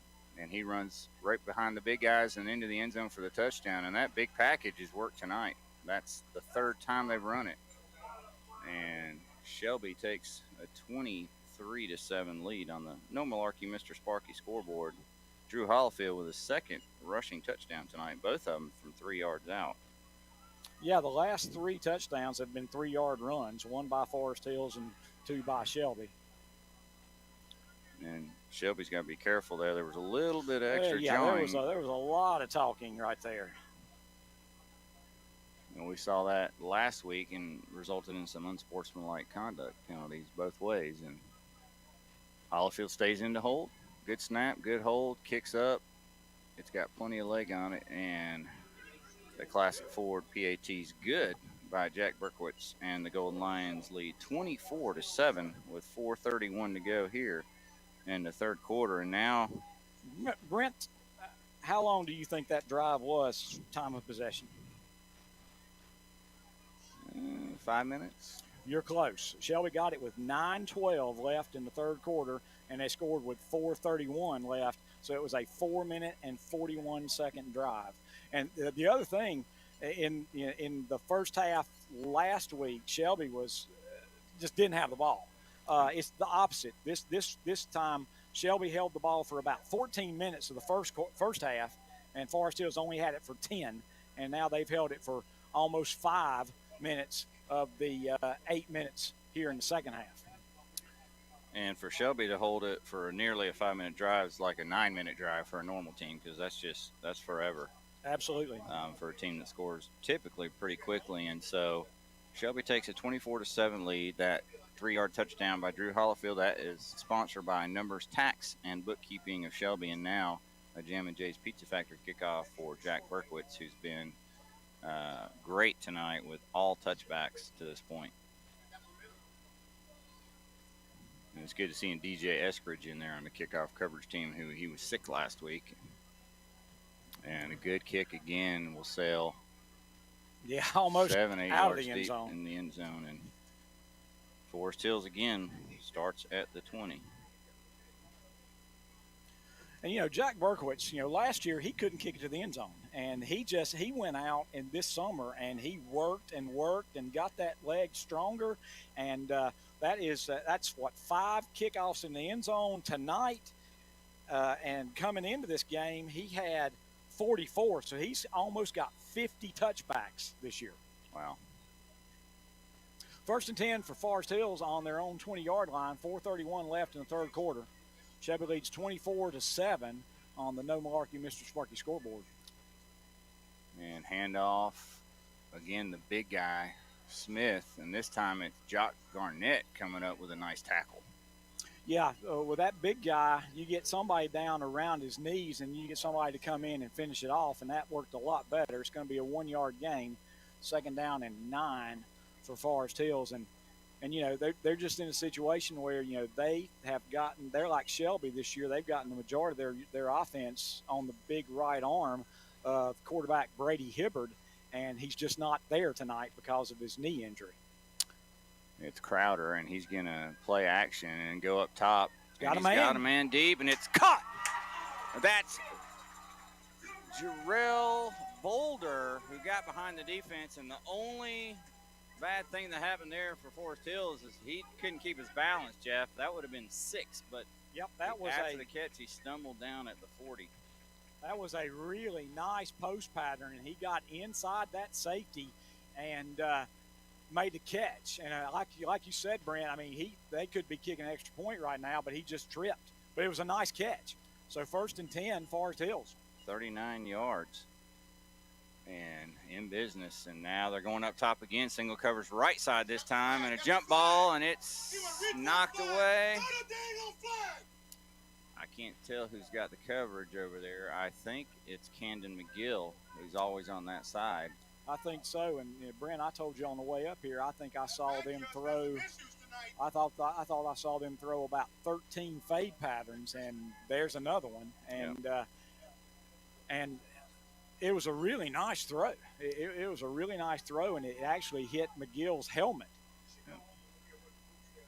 Second down and 10. But that's one you're holding your breath on every time it's thrown, because you can get flagged, you can get a catch, and now Crowder's running, and maybe he does a new thing you can do this year, which is you can throw it out of bounds as long as you get it past that line of scrimmage, and he did. He did. That was a very good play by the quarterback.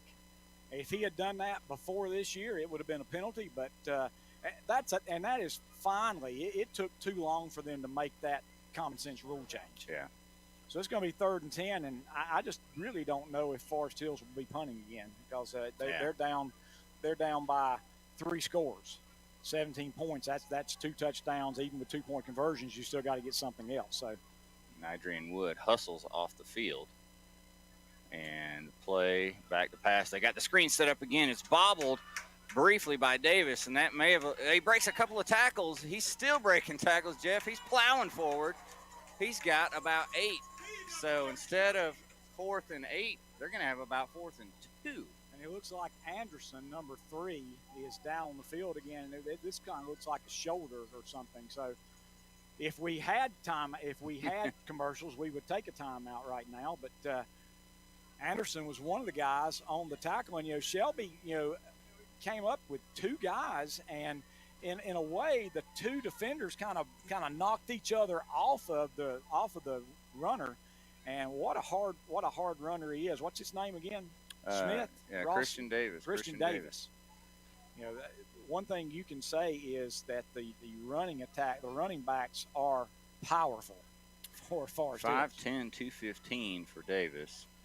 When you look at Smith, he's 5'10", but 190.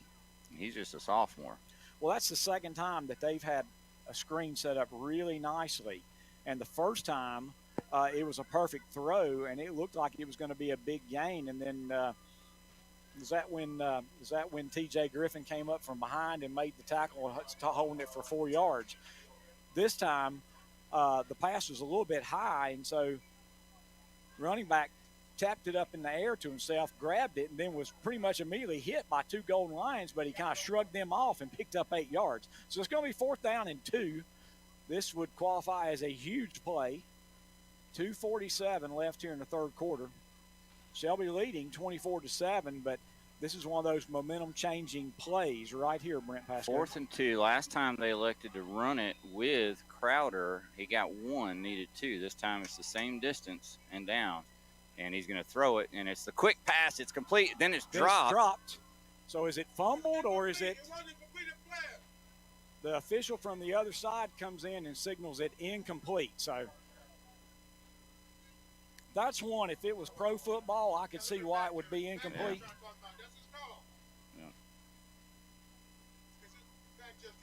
Yeah. Well, if it's a catch, it's a fumble. Shelby recovers. If it's an incomplete pass, what's going to change is the field position, right, where the ball is spotted.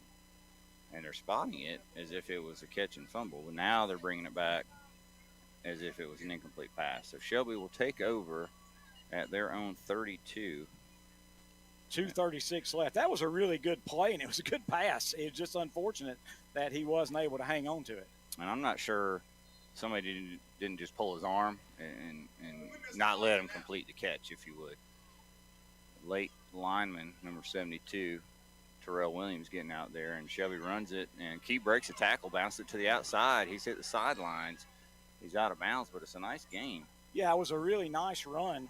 Again, they grabbed him and kind of spun him around, and he just kept his feet moving. It's about 8, and second down and 2. And, there's not been a game this year where I would say they've just really worn Bryson Key out running the ball. I like seeing it. He's had a great game. I've got him now for on the night. Let's see, 1, 2, 15 carries, Jeff, and now let's call that 16. That time he's going to lose a yard, though. Yeah. But he's also caught at least 2 passes. And you've got him for 16 carries, and I think he had another 1 or 2 that we didn't that you didn't see because you were trying to get us on the air. Yeah. And I was trying to just keep up with first downs and total yardage. This is, again, another huge play, 3rd down and 3. We're down to inside 2 minutes left in the 3rd quarter. Shelby leads 24-7. Plenty of time on the play clock. Griffin in at running back. They've crept up Jaquavian Smith, the linebacker, and he's showing blitz. And here he comes. They pick it up, and Dalen completes it out. Now it's all about Hamilton making the yards after the catch, and he does. Spin move all the way inside the 40, Forest Hills. So nice move there by Hamilton. You can see why Jakeith Hamilton's going to be playing in the Shrine Bowl this year. Absolutely. That gains 21. 22 yards. So it's going to be 1st and 10 down at the 39-yard line of Forest Hills. From 139 to the other 39. 1st and 10, CSI Mechanical, 1st down.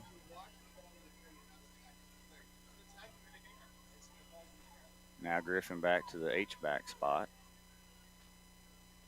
And it's going to be a handoff to Nick Norris for the first time tonight. And look at him plowing ahead for 14. Yep, 14 yards by Norris, another 1st down for the Golden Lions. And I may have missed a 1st down or two. Shelby, I've got them with 17 1st downs now as we get down to inside of 120 left in the 3rd quarter.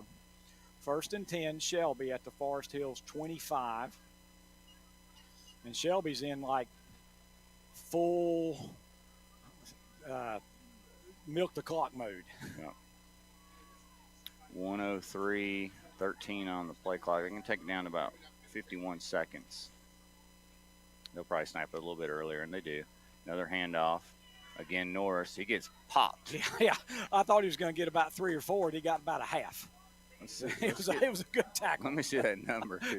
It was a really good tackle. 21. Was that 21? Yeah, that's Caden Smith, but man, he knocked. That was a heck of a tackle right there. Yeah, knocked Norris sideways. He put his shoulder in Norris's chest and said, "You go down, big man," and he did. He's their leading tackler, coming in with 97 tackles. I can see why. That was a good tackle. Yeah, 6 tackles for loss. And that's on a pretty stout defense that, has guys like Aiden Smith and, of course, Ephraim Deese.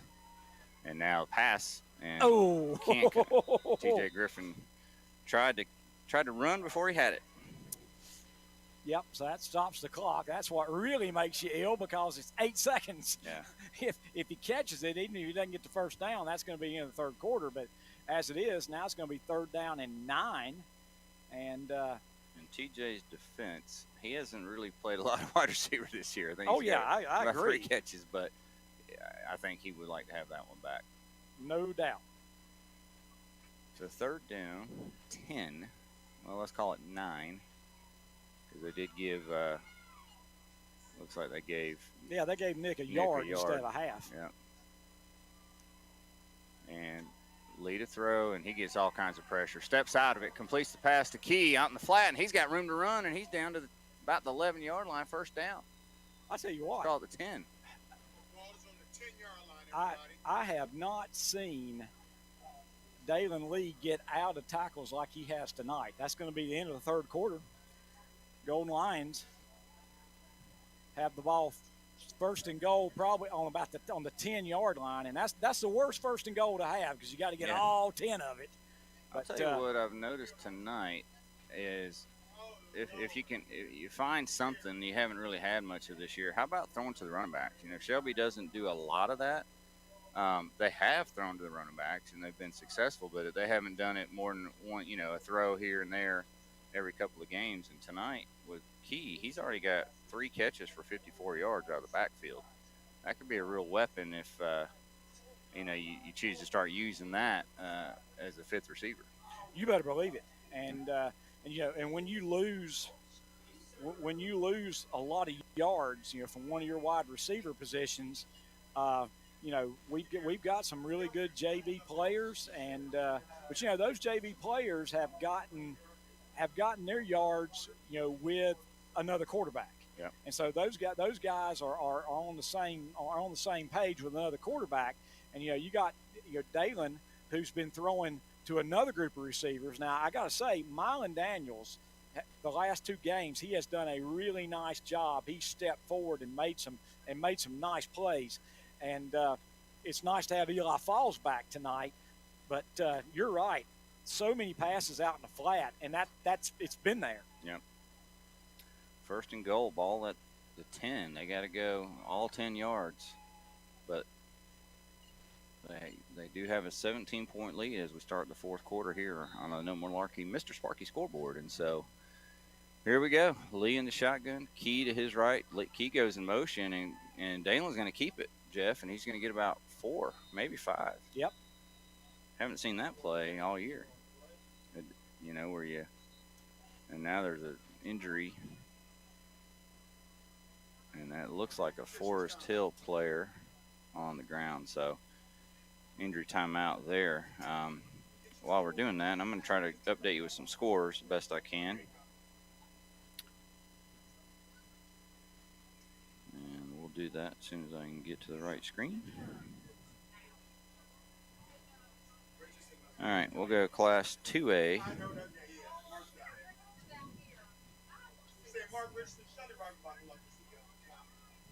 We're just in that little bit of a hole. Okay, here we go. Community School of Davidson came back and beat East Gaston 20-14. That's a final. Princeton defeats Goldsboro 64-8. Let's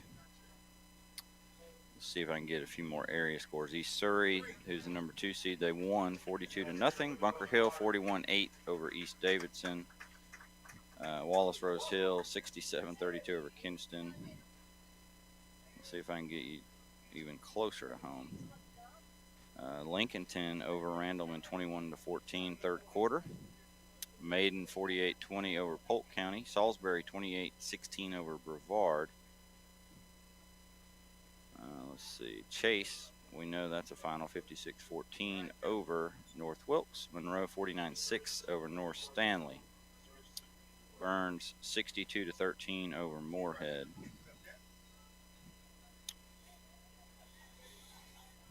All right, 2nd and goal. That's a nice 5-yard gain by Dalen Lee.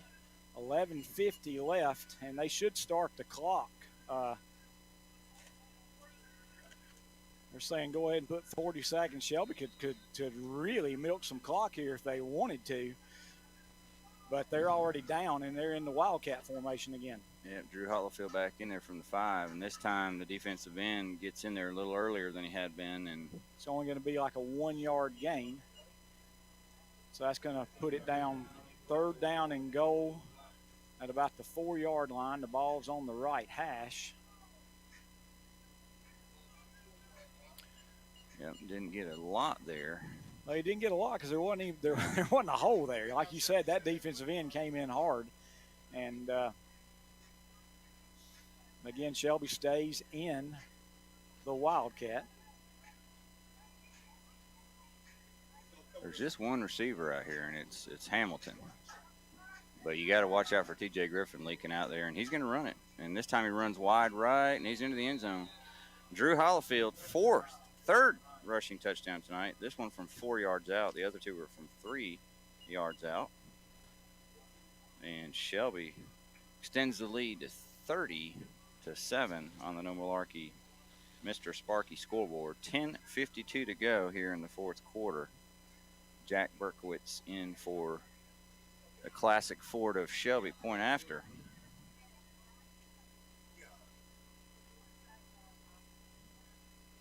And Hollifield, this is the 3rd time tonight he's gotten to score the touchdown and then run back and hold for the kick. And that doesn't bother him a bit. No.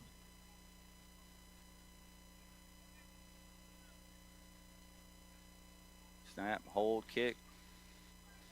Might have pulled that just a bit. And they're going to say wide left. Yep. You could just see that one go a little bit left. So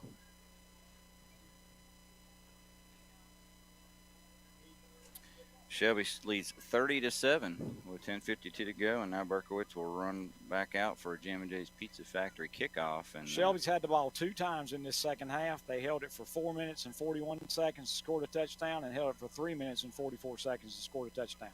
So they've held it for 8 minutes and 25 seconds. And I'm not sure Shelby held it that long against Burns in the entire 1st half. Maybe the entire game. Yeah. It was really one-sided. And I tell you what, from the way it looks right now, it looks like we're going to have a rematch. And Brent, did you ever think there was any possibility that Shelby and Burns were going to come back and play each other that quickly? Yeah, I was thinking maybe a 3rd round, 4th round scenario now, especially with a 6th round playoff. But we're going to get that right away in round 2. Have we got any score from the Crest Statesville game? It's 7-7. Looking up now. So we're ready for the Jam and Jay's Pizza Factory kickoff. Berkowitz, see if he's a little bit ill after missing that extra point. And it's a deep kick. I think he was a little bit upset. He kicked it 8 yards deep, and so that is the. I got to be honest. That's the 50th touchback for Shelby kickers. But I think that maybe Lopez had one in the Crest game. Yeah, I think he did. All right, so here's some 3A scores of interest. We'll start East Lincoln 51-6 over Ashe County. That's a final. West Henderson, who was losing to 3-7 North Davidson, now leads 38-28. Tuscola over Forest View 28-14. High Brighton leads Southern Guilford 32-27. Crest 21-7 over Statesville, fourth quarter. Crowder in the shotgun, but now he's got a 23-point deficit. Hands off, I believe, to Davis. And he's going to pick up 8 yards. But I got to tell you, Shelby is not terribly upset if they're going to run the ball and milk some clock, because Shelby's got and big babies 23-point lead on the ground. 8-yard run there by Davis, who's had he's a monster out there. I just got to say it. Yeah, he is. He is something. And he's caught a couple of screen passes and he's run over many a guy, but Pierce is down. Looks like the dreaded cramps, because they're working on not just one of the legs, 2 legs. They're really pushing back on those toes. Yep. And again, it's a much warmer night than you would expect. First Friday of November. Nice having the windows open up here. And now a couple people have commented they've heard some interesting comments from the crowd, and I said, yeah, we are just a few seconds, a few feet behind that back row, and the windows are open. So now Jaden is up and walking off on his own accord. He's not walking very quickly, but No, he is walking. But he came off the field, down in late in the third quarter. He's been playing on both sides of the ball. So, all right. So 2nd down 2 for the Yellow Jackets. 10:37 left in the fourth quarter. Game's not over yet, but it's getting closer and closer. Shelby again up by 3 scores. 3 touchdowns and 3 2-point conversions could put Forest Hills in the lead. All right, 2nd and 2. Shelby's personnel are confused. They may come out with an extra guy. Yep, and that's against the rules. Yep, somebody was out there and penalty on goal lines. It's a 5-yard penalty, but it gives them a first down because they needed 2. Only the 4. There have only been 6 accepted penalties tonight. It's. I thought it seemed like there was a couple of holds called early and then nothing since. Yep. Either way, it's just been kind of clean. All right, Crowder claps, gets the snap. He's going to air it out. There's another one of them jump balls, and it's caught by Boulder again, and he's dragged down. But not until he's all the way to the Shelby 20. And, man, he's caught 2 of those long bombs now. So, 1st and 10. Still 10-10 left here in the fourth quarter. 47-yard pass play. It was a beautiful pass. It was a perfect pass, and just at the last second, he got away from the corner and made a great catch and a nice tackle to keep him from scoring. 1st and 10 at the Shelby 20, and that's the way to get there in a hurry. And now rolling right, throwing to the end zone, high. I think Massey mistimed his jump. And much like McGill mistimed, trying to pick the one off earlier in the game, Massey looked like he mistimed his jump trying to catch the touchdown pass there, and he was on his way down when the ball got to him. It's going to be 2nd down and 10.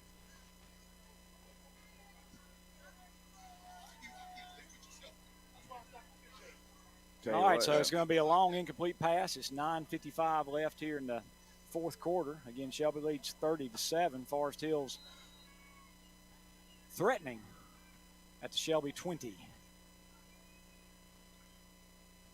Crowder's going to throw it again, and he gets rid of it. And he's got a man Wow. wide open. Oh, my goodness, it just Ross dropped. Smith, who's made 2 spectacular plays tonight. Would love to have that one back. Yep, I mean that was a post pattern, and he was wide open, and he just didn't catch it. He was kind of backpedaling, and I think he just needed to stop instead of backpedaling. It was a definite blown coverage by the secondary because there was nobody within 10 yards of him. No. So 3rd down and 10 on the 20. Either of those 2 passes could have been touchdowns. Yep. You can't fault Crowder for either of those, that's for sure. And he's going to throw it again quickly. Another jump ball in the corner, and he's got Boulder. Cornerback falls down, and it hits him. So it's going to be 4th and 10. Or was that 4th and 10? No, I had that as 3rd. Yeah. So now it'll be 4th and 10. I don't know that I don't run that play again. Shelby made like mass substitutions. Griffin's in. They got Calvin Ramsour at DB. They've got Quivette McCray at DB. And they've got Nazir Pitts in at corner. So you're right, a bunch of new DBs in there. And Smith goes in motion, and I think Forest Hill is going to burn a timeout. Yep, they are. So 9:43 to go here in the 4th. And it was good to see that Crest was leading by a couple of touchdowns when we last looked there, Jeff. And I think Kings Mountain has already defeated St. Stephen's 42-6. So they moved to the 2nd round. Freedom, they're down 21-0 to Ledford. Ledford is an interesting place to play. Back in around 2003, I think we went to Ledford and played, and it's a long drive to get there, and I just remember it was a dark place. It was really dark. It was a pretty good sized stadium, and we played really well that night and we won. But that was a tough place to play. All right, back from the timeout. 4th down and 10. This may be a must, at least first down conversion, if nothing else, for the Yellow Jackets as they trail 30-7. They're running out of time to put some points up there. Crowder in the shotgun, 3 receivers right. A couple of linemen stood up. I don't know if the play was blown dead, but. Yeah, I think what happened was the official blew the whistle, and the lineman thought that they'd called a penalty. There's no penalty, obviously. All right. Well, here we go. Try this one again, 4th and 10.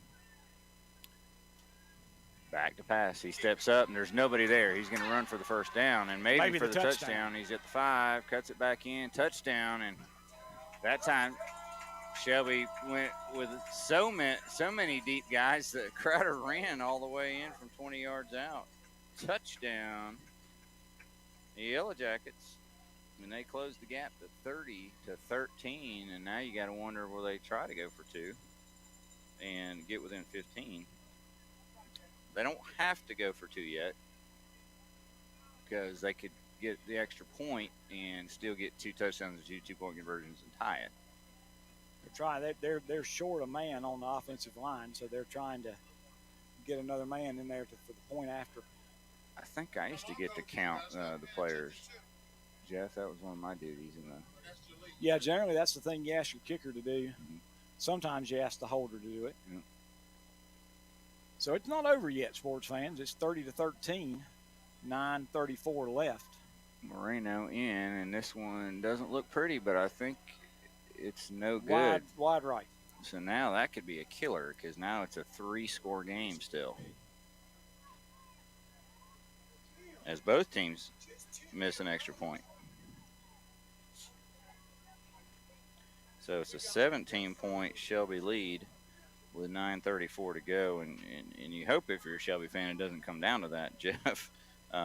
But you got to think that's in your favor that they got to get 3 scores, even with 2-point conversions now, and you're getting the ball. So at this point, do you put your hands team out there and or at least warn them? Shelby's putting them up there. I see big Tyler Boyce up there, Camden McGill, Jeremiah Roberts,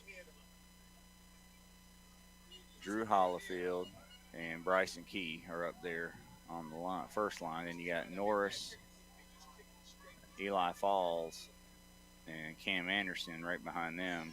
And let's see, it is an onside kick. Very well done. And great catch by one of the up men. That was he looked like a receiver, and it was number 2, Camden McGill. Great job of going up high and grabbing it at the 48-yard line and hanging on to it. You can't kick one much better. Nope, that was a great kick. It really was. That took the 2 bounces, bounced way up in the air, went to 10 yards. It was just Camden McGill went higher than everybody else and got it. Shelby has a ball on their 48-yard line with 9:34 left. Give a little love to those hogs up front for the goal lines. You got Denoris Gist at left tackle. I believe right inside him is Jamari Houston. Hand off to Bryson Key. Gets a couple. Jackie Ross at center. C.J. Whitener at right guard. And then at right tackle, Lipscomb. Bryson Key picked up 2 yards on that first down play. Shelby's going to take a lot of time here. Yep. Key now with, see if I can add up some yards and see how close I can get for him. But Shelby actually quickly over the ball with 20 seconds left on the play clock. Let's hope those offensive linemen don't get a little anxious down there. And now they snap it, and Dalen wasn't expecting it, and that might be a false start.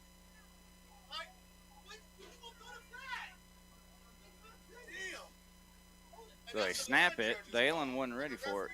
Hit him in the chest. He caught it and ran, and everybody stood still. But I think it's just a fault. I don't even know what you call it. A false start on the center? I guess. 5-yard penalty, 2nd and 3rd. I was a little bit nervous when they got up in their stance so early.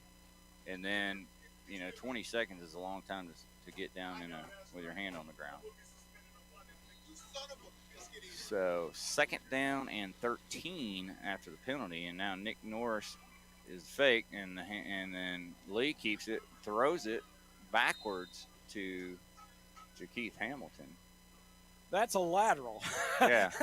So people are like, he's beyond the line of scrimmage. You're right, and he threw it backwards so he could do that. So that's a running play by Hamilton, and it picks up the first down. That's just. I've never seen Shelby do that. Yeah, that's a first. All right, so it picked up 15 yards and a CSI mechanical first down. The only bad thing was he was knocked out of bounds, so the clock stops, but it is nice to have that first down. Ball at the 40 now of Forest Hills, and now they do hand it off to Nick Norris, and he bursts through 5'10". He's still on his feet, dragging guys for about 14, Jeff, and he's running hard.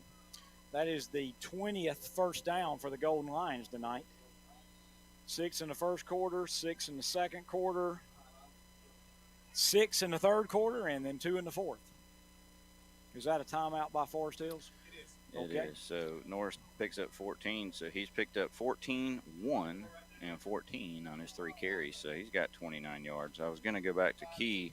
He had 61 at halftime, 73, 72, 80. He's got 81 yards, and plus the carries I missed on that opening drive.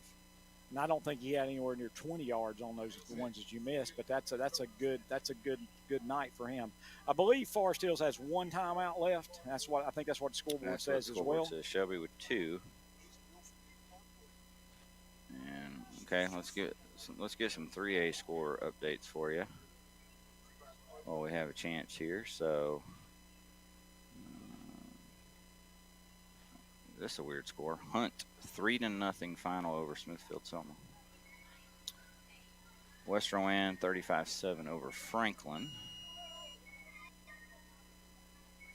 East Lincoln final 51-6 over Ashe County. West Henderson defeats North Davidson 45-28. They moved to 11-0. Golden Lions trying to get to 7-4 and set up another matchup with the Burns Bulldogs. Why are you starting to clock after timeout? There's a reason why they did that. No jump! He wants you to reset yours now. But we came off a timeout. What was the time? No, what was the time? We just started up the timeout, please. I'm sorry, I didn't write that down. I didn't write it down. I'm sorry. How's he starting it again? I do not understand. What the hell is he doing? Okay. Okay, really? So there was a timeout called. And Hell, I'm just trying to figure you out. It's confusing. I mean, because they took a timeout and they're telling them to start the clock. And yeah, no joke. Why are we running the clock? so the clock has started. Why are we running the clock after a timeout? Well, maybe Coach D's told run the clock. So Lee hands off to Norris around the right side, and Norris has a head of steam, and he's still on his feet. He's a couple got yards about shy of the 7 first yards. down. Yep. All I can figure is that we thought it was a timeout, but they signaled a timeout, didn't they? I mean, okay. Brent, there have been some really interesting things I've seen tonight, and Yeah. So Norris got 7, 2nd and 3. I hope we didn't give up and let the clock run after timeout. There's no way you can do that as a varsity coach. So a little confusion over that timeout and then starting the clock and all that. Tuscola defeats Forest View 35-14. High Brighton holds on to defeat Southern Guilford 32-27. South Point defeats Hickory 48-13. Crest leads Statesville 33-7. Ashbrook falls to Northwest Cabarrus 17-3. They finished the season 4-11. Irwin over Carson 41-19. West Charlotte leads Stuart Kramer 14-6. Ledford now over Freedom 35-0. And North Brunswick defeats Westover 14-6. They move to 10-1. That High Brighton win takes them to 6-5 on the season. East Lincoln moves to 11-0.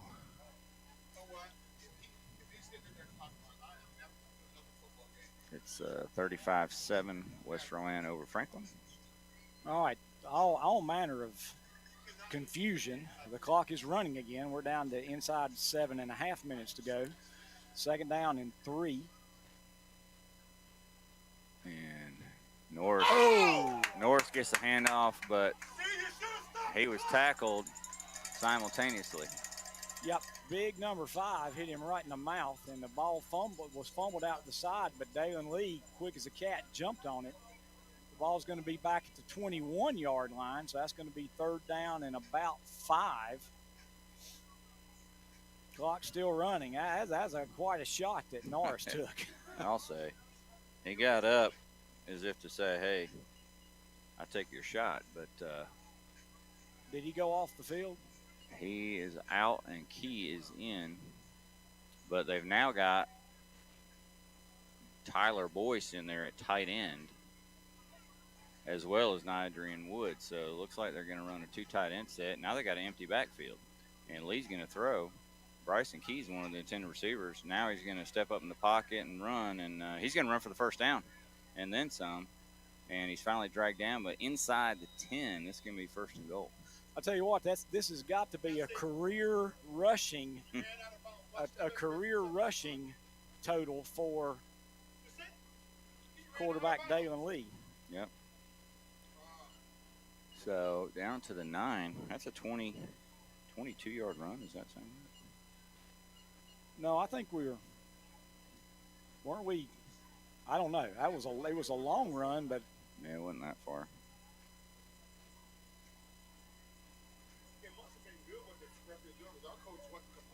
Well, So first and goal, Shelby. They're around the 8-yard line. It's hard to see. It's on the yeah, other side of the that was field. a 12-yard run. He's at the 9, I think. And now Bryson Key up the gut, and he picks up about 2 to the 7. Again, most important thing is the clock is still running. We're at 5:30 now. And Shelby got this ball with 9:34, so they've held it for 4 minutes already, and they still got about 3 more downs.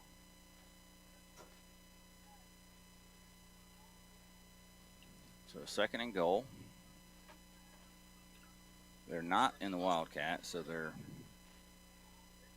still 14 seconds left on the play clock. And everybody's just kind of milling around, which is much better than having your offensive lineman get down in a stance and hold that forever. now they're ready to snap it. Turn around, hand off to Key around the left side. There's a defender right there. He breaks that tackle, but there's nowhere to go, Jeff. He's going to lose all the way back to about the 17. Yep, and that's gonna kill his rushing total. He's gonna lose 10 on that play. Every time he got out of a tackle, it got worse. The defensive end just pushed the tackle. Yeah. 5 yards deep, and Bryson ran right into him, and then he couldn't get around him. He just kept getting pushed backwards all the way back to the 17. So that's a loss of 10 yards. That's third and goal from the 17. And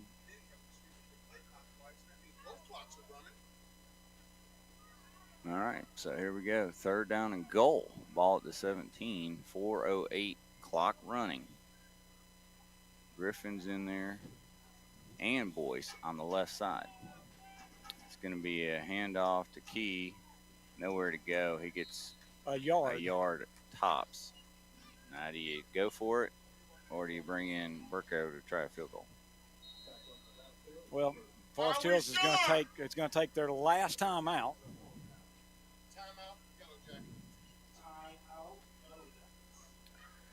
And that's definitely a real timeout. So fourth and goal, but the ball's on the 16, Jeff, and Salisbury defeats Brevard 28-16. Lincolnton and Randleman are now tied at 21. Burns final 62-13. And let's see, Chase defeats North Wilkes 56-14. Maiden leads Polk 55-26. Reedsville wins 76-14 to move to 10-1. They're the number 1 seed, by the way.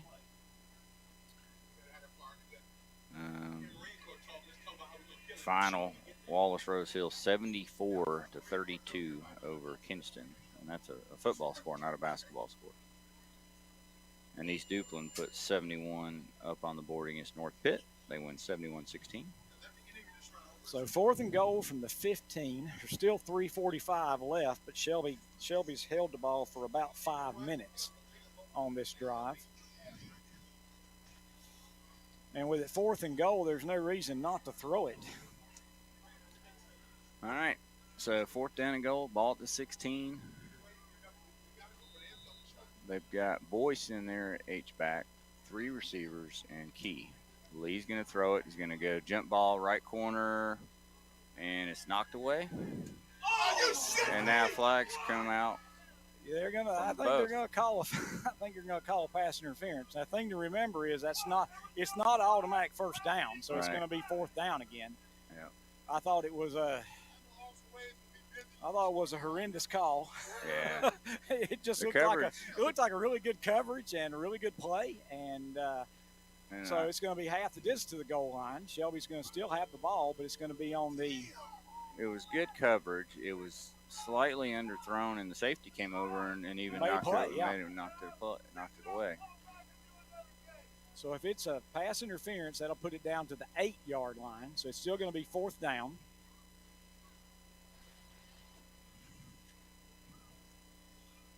But 4th and 8. 4th and goal from the 8. Now T.J. Griffin's out wide at receiver.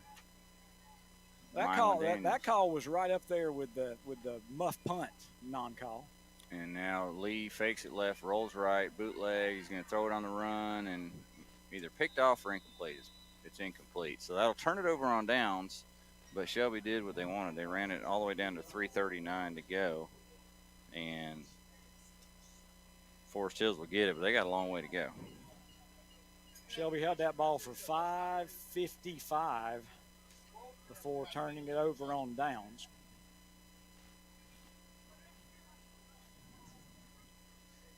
And they ran it. Had those 2 losses on runs that really kind of killed that drive once they got down in the goal to go.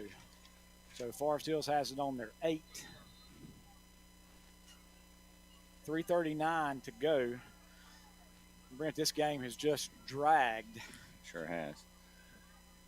Crowder to get the snap. He's going to throw it. He's on about his 2-yard line, and he gets away. Out of a sack. And he's just going to run out of bounds.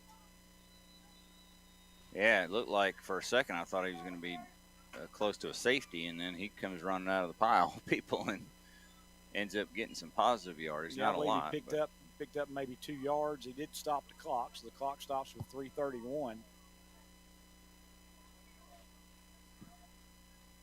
So yeah, between the officials being really confused about a lot of things tonight, this game has just taken forever. Because as much running as there's been in this game, the clock should really be moving. Second down, 8. 3:31 to go in this one. Stay tuned for our post-game show, sponsored by Stamey Funeral Home. Crowder's going to throw it again. Again, steps up in the pocket, delivers it. Nice catch. I believe that was. Well, I got to get the number because I'm pretty sure it was Massey. Get on the line. There was a shaking up. There's a Shelby player injured on the play, limping off the field. And the ball spotted. We're at the 21-yard line. Crowder to throw it again. This time he's going to pull it and run. He's got lots of room, and he's going to run out of bounds with the first down.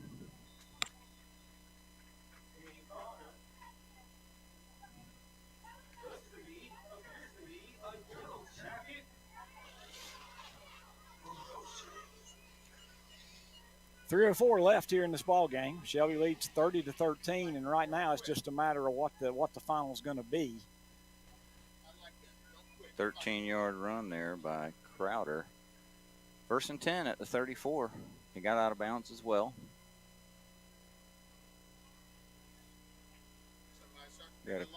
He's got 3 receivers right, and he's looking left. And now he's going to step up in the pocket and run it again. And again, he's just going to be run out of bounds. He gets about 4 or 5.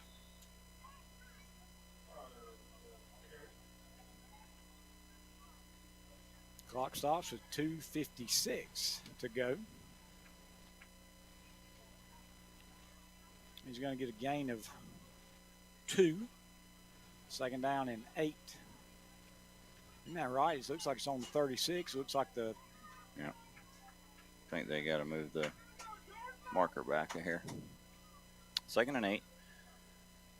He got out of bounds again. So nope, they're going to actually give him that extra yard, so it's 2nd and 7.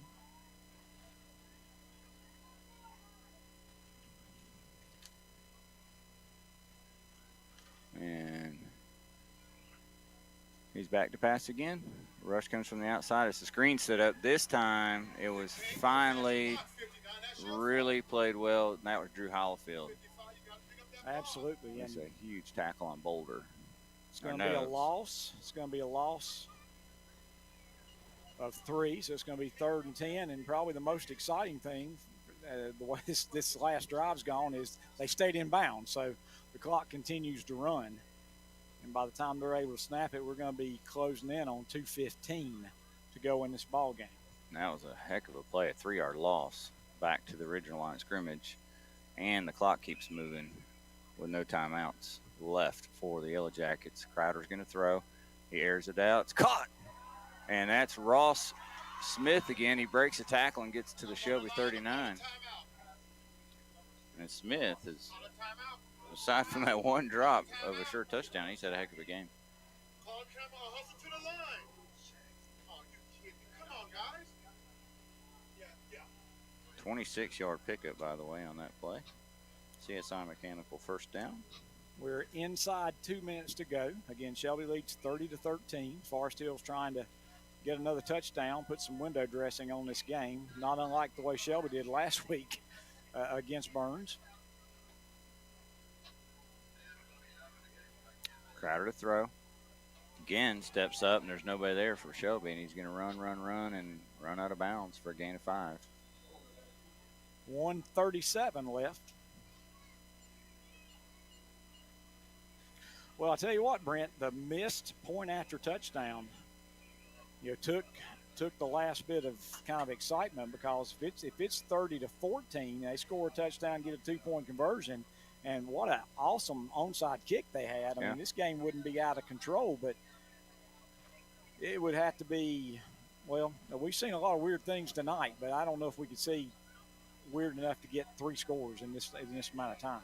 With no timeouts, but Never we'll can see. tell. Crowder to assume pass. He's got Christian Davis in there, and now he likes to throw to him. Now he's throwing over the middle. It's complete, and I think that's Ross Smith again, and I think his own guy kind of messed him up there. So Smith again continues a heck of a game. He's got a rushing touchdown.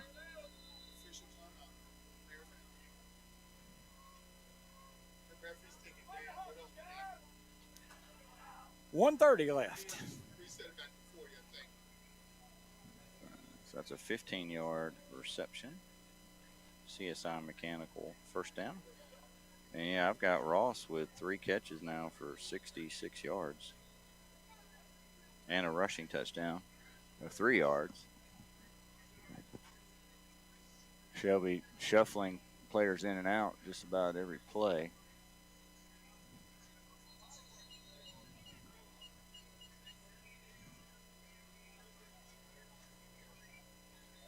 All right, here we go. All right, clock should be starting again, so we're down to 1:25. First and 10 at right on the Shelby 20 on the right hash. 4 receiver set. Crowder to throw. Davis stays in to help block, and now he's running backwards towards the sideline. Throws it. It's going to be a little short. Hard throw running to your left and throwing back across. Yeah, 2 quarterbacks that I've seen do a really good job of that this year are the Burns quarterback, and his name is Ben Mooney. And the Crest quarterback, whose name is Nikeith Husky. Natavius Husky, excuse me. Yep. Those 2 guys are as good throwing the ball running to their left as anybody I've seen recently. Second down 10, 1:08 left in this one. Crowder back to throw. Airs it out to the left, but not quite enough juice on it. Falls incomplete, and it'll be 3rd and 10. 1:04 left in the game. Again, Shelby leads 30-13. Looks like, barring some incredible collapse, Golden Lions will be heading back up Highway 18 for a rematch with Burns High School. Be a lot shorter trip than this trip tonight was, Brent. Mm-hmm. So 3rd and 10, 1:04 left.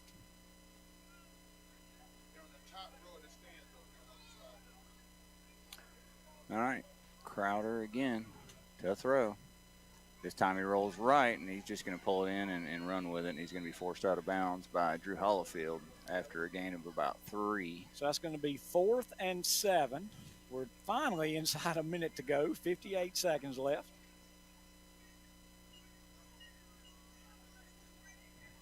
Well, Brent, this is a Forest Hills team that is on the upswing. They had a few tough years after Coach John Lowry left, but they've had back-to-back winning seasons now, and this is a team that gave it all they had without their starting quarterback. And what I'm looking at is a bunch of playmakers that are underclassmen. Hibbard Jr., Potter Jr., Boulder sophomore. And that will be another first down. The catch is made on the 7-yard line. So it's going to be 1st and goal now Smith again. 53 seconds left.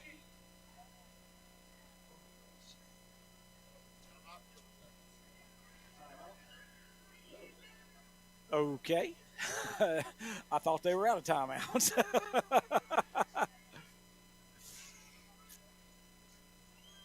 All right. What are the final scores? We've got to be about the only game in the state that's still playing, Brent. Yeah, we're pretty close.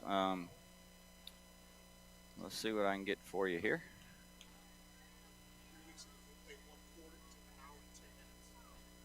Give you some 4A scores. Wake Forest over Chapel Hill, 42-8. AC Reynolds, 55-14 over AL Brown. Independence over Page, 41-13. Catholic over Reagan, 48-22. Weddington, 29-19 over Marvin Ridge. Butler over Hickory Ridge, 28-21.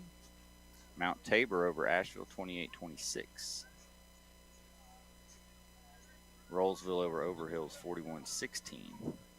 First and goal at the 8 for the Yellow Jackets. 53 seconds left in this one. Now we're sure they're out of timeouts. I guess that's why they started the clock back on that time when we thought it was a timeout. So rolling right and running out of bounds is Crowder. That was DJ Eskridge on the tackle. So 47 seconds left, and I think that might have been a loss of one. So I guess officially that would be a sack. Yeah. So second and goal at the 9. Crowder now with 13 carries on the night. He's also thrown it 27 times. So really thrown it a lot more here in the second half, trailing. He's thrown it well. Yep. I mean, he really has. He's thrown it quite well. And he's going to throw it again. He's completed it to Massey, and he's thrown out of bounds around the 5 by DJ Eskridge again with some help from Calvin Ramseur. So this drive, by actual time, seems like it's taken about 40 minutes, but it hasn't. But it's just yeah. Shelby scored. Shelby turned it over on downs with 3:39 left, and so they've held the ball for almost 3 minutes of scoreboard time. But third and goal from the 5. 42 seconds left in this game. Shelby leads 30-13. Crowder gets the snap, throws it left, jump ball, corner, Boulder. It's well defended by Camden McGill again. Those two have been going at it all night, and I think they've each won about three times. So it's going to be fourth and goal. 38 seconds. Fourth and goal at the 5. We'll try to wrap it up pretty quickly. We do have some players of the game to go over. We'll do a quick Okies Titan recap. I'm going to just give you the Shelby stats tonight. All right, fourth down.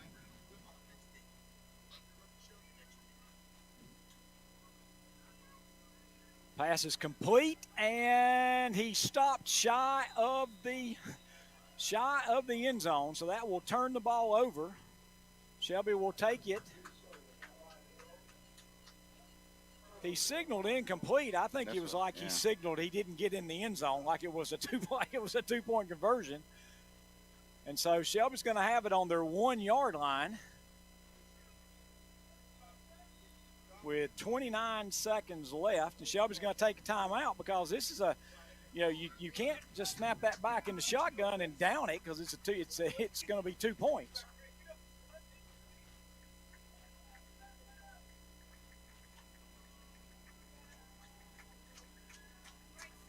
Crowd giving their players a well-deserved hand.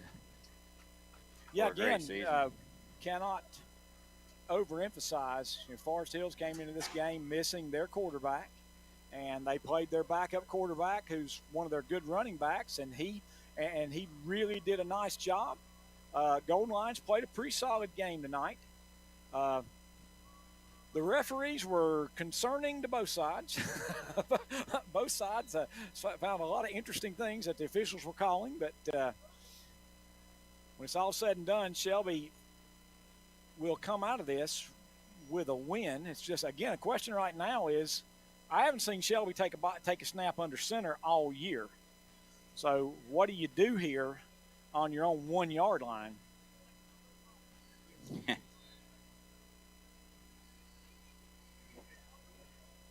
If you can just get it out of the end zone, then the game's over. I mean, you just gotta get.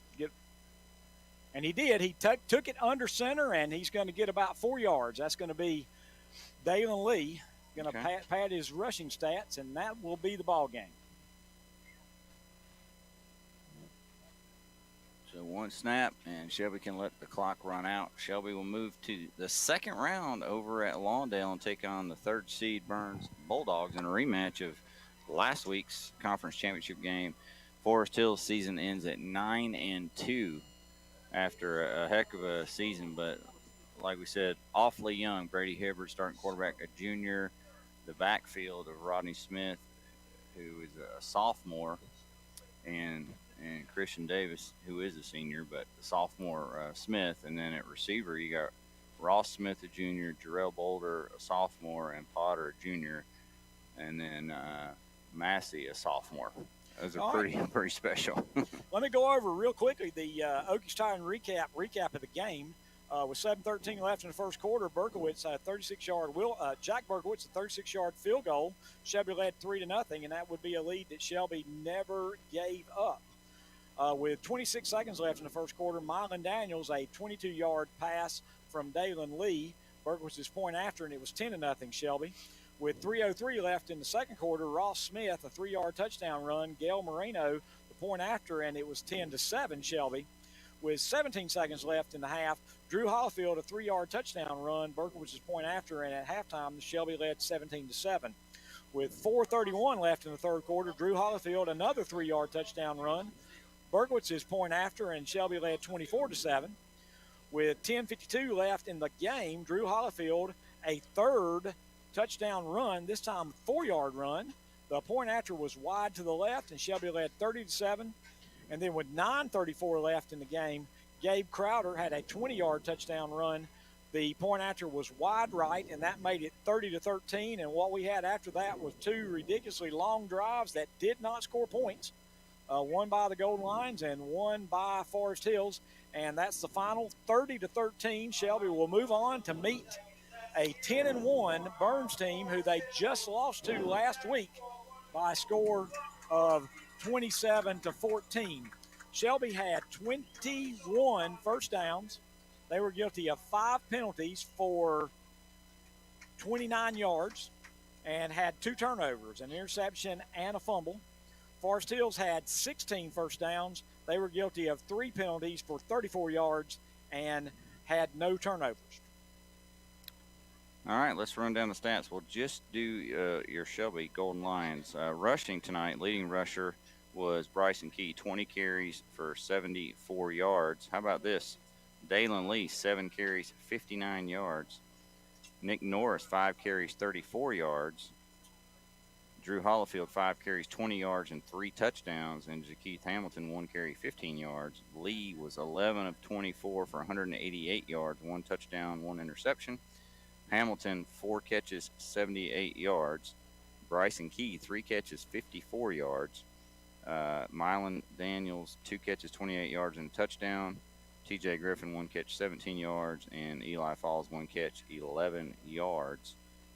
So that's your 198 yards rushing. Actually, I think I missed Bryson Key. That last rush by Lee. So that's 5 yards, yeah. 202 yards. 202 on the ground, 188 in the air. Probably the first time this year we've rushed for more than we've passed. I would agree with and you. it was a winner tonight. Let's do our players of the game. And Jeff, I'll do the offense. I'll let you do defense. Okay. I'm going to go offensive player of the game, sponsored by Hojo Power Sports of Shelby. Bryson Key, 20 carries, 74 yards, 3 catches, 54 yards. And I think when you add that up, it's about 128 total yards of offense. Absolutely. Great game tonight by Bryson Key. Defensive player of the game, guy that we kept calling all night long, Cam Anderson. made a lot of nice plays. Went out a couple of times with a couple of different ailments, but then came right back in. And so Cam Anderson, 6'2", 190-pound linebacker, defensive back, junior. He's our defensive player of the game, sponsored by Homestar Financial of Shelby. And I'll go our overall SNR Auto Sales player of the game. How about Dalen Lee? How about Dalen Lee? 188 yards, passing and a touchdown, and then ran it for 59 yards. Absolutely. Those were big scrambles that he had tonight, and he had scrambles of 15, 14, 9, 5, 12, and 4. And great job in the air and on the ground for Lee for an overall great game tonight, and our SNR Auto Sales overall player of the game. And just kind of a nod to Drew Hollifield, who scored 3 rushing touchdowns, was the holder tonight, and played a pretty good game on defense as well. Absolutely. And if we had a special teams player, that would be Jack Berkowitz, because Berkowitz kicked it off 6 times and kicked every one of them in the end zone. And he's 2 for 2 for field goals this year, and had just that one missed point after touchdown. Well, that means that next week, all Cleveland County schools will play again. At least one of the Cleveland County schools will lose next week because Burns plays Shelby. So one of those guys will go home, and Shelby will make their way to Falston or Lawndale, whichever way you want to try to get there. And that should be a barn burner. And we have no idea. You just check the listings to see who's going to be covering that. Crest, I think, will probably be on the road. Don't know exactly where they'll be. And then Kings Mountain will be at home. Yeah, so let's take a look real quick. Shelby at Burns, Kings Mountain, they will play at home against the Smoky Mountain Central Davidson winner. And Crest, who defeated Statesville tonight, plays the winner of Oak Grove and West Meck. I can't remember who won that. So I have no idea. They would travel to Oak Grove. They would host West Meck. Let's see if I can get that score for you real quick before we sign off here. I did want to mention you are listening to the Stamey Funeral Home of Falston post-game show. And our title sponsor, as always, WestEndSales.com. We thank you for listening tonight. And if you want to know the winner of that, whose Crest is going to play, get that in the post-game show, because we're going to wrap it up and head it and send it back to the station. What do you think, Brent? Yep. Call in tonight and tell us about the game you went to. And that'll do it for Jeff Jones. This is Brent Pasco, and we'll see you next week. Shelby moves on 30-13.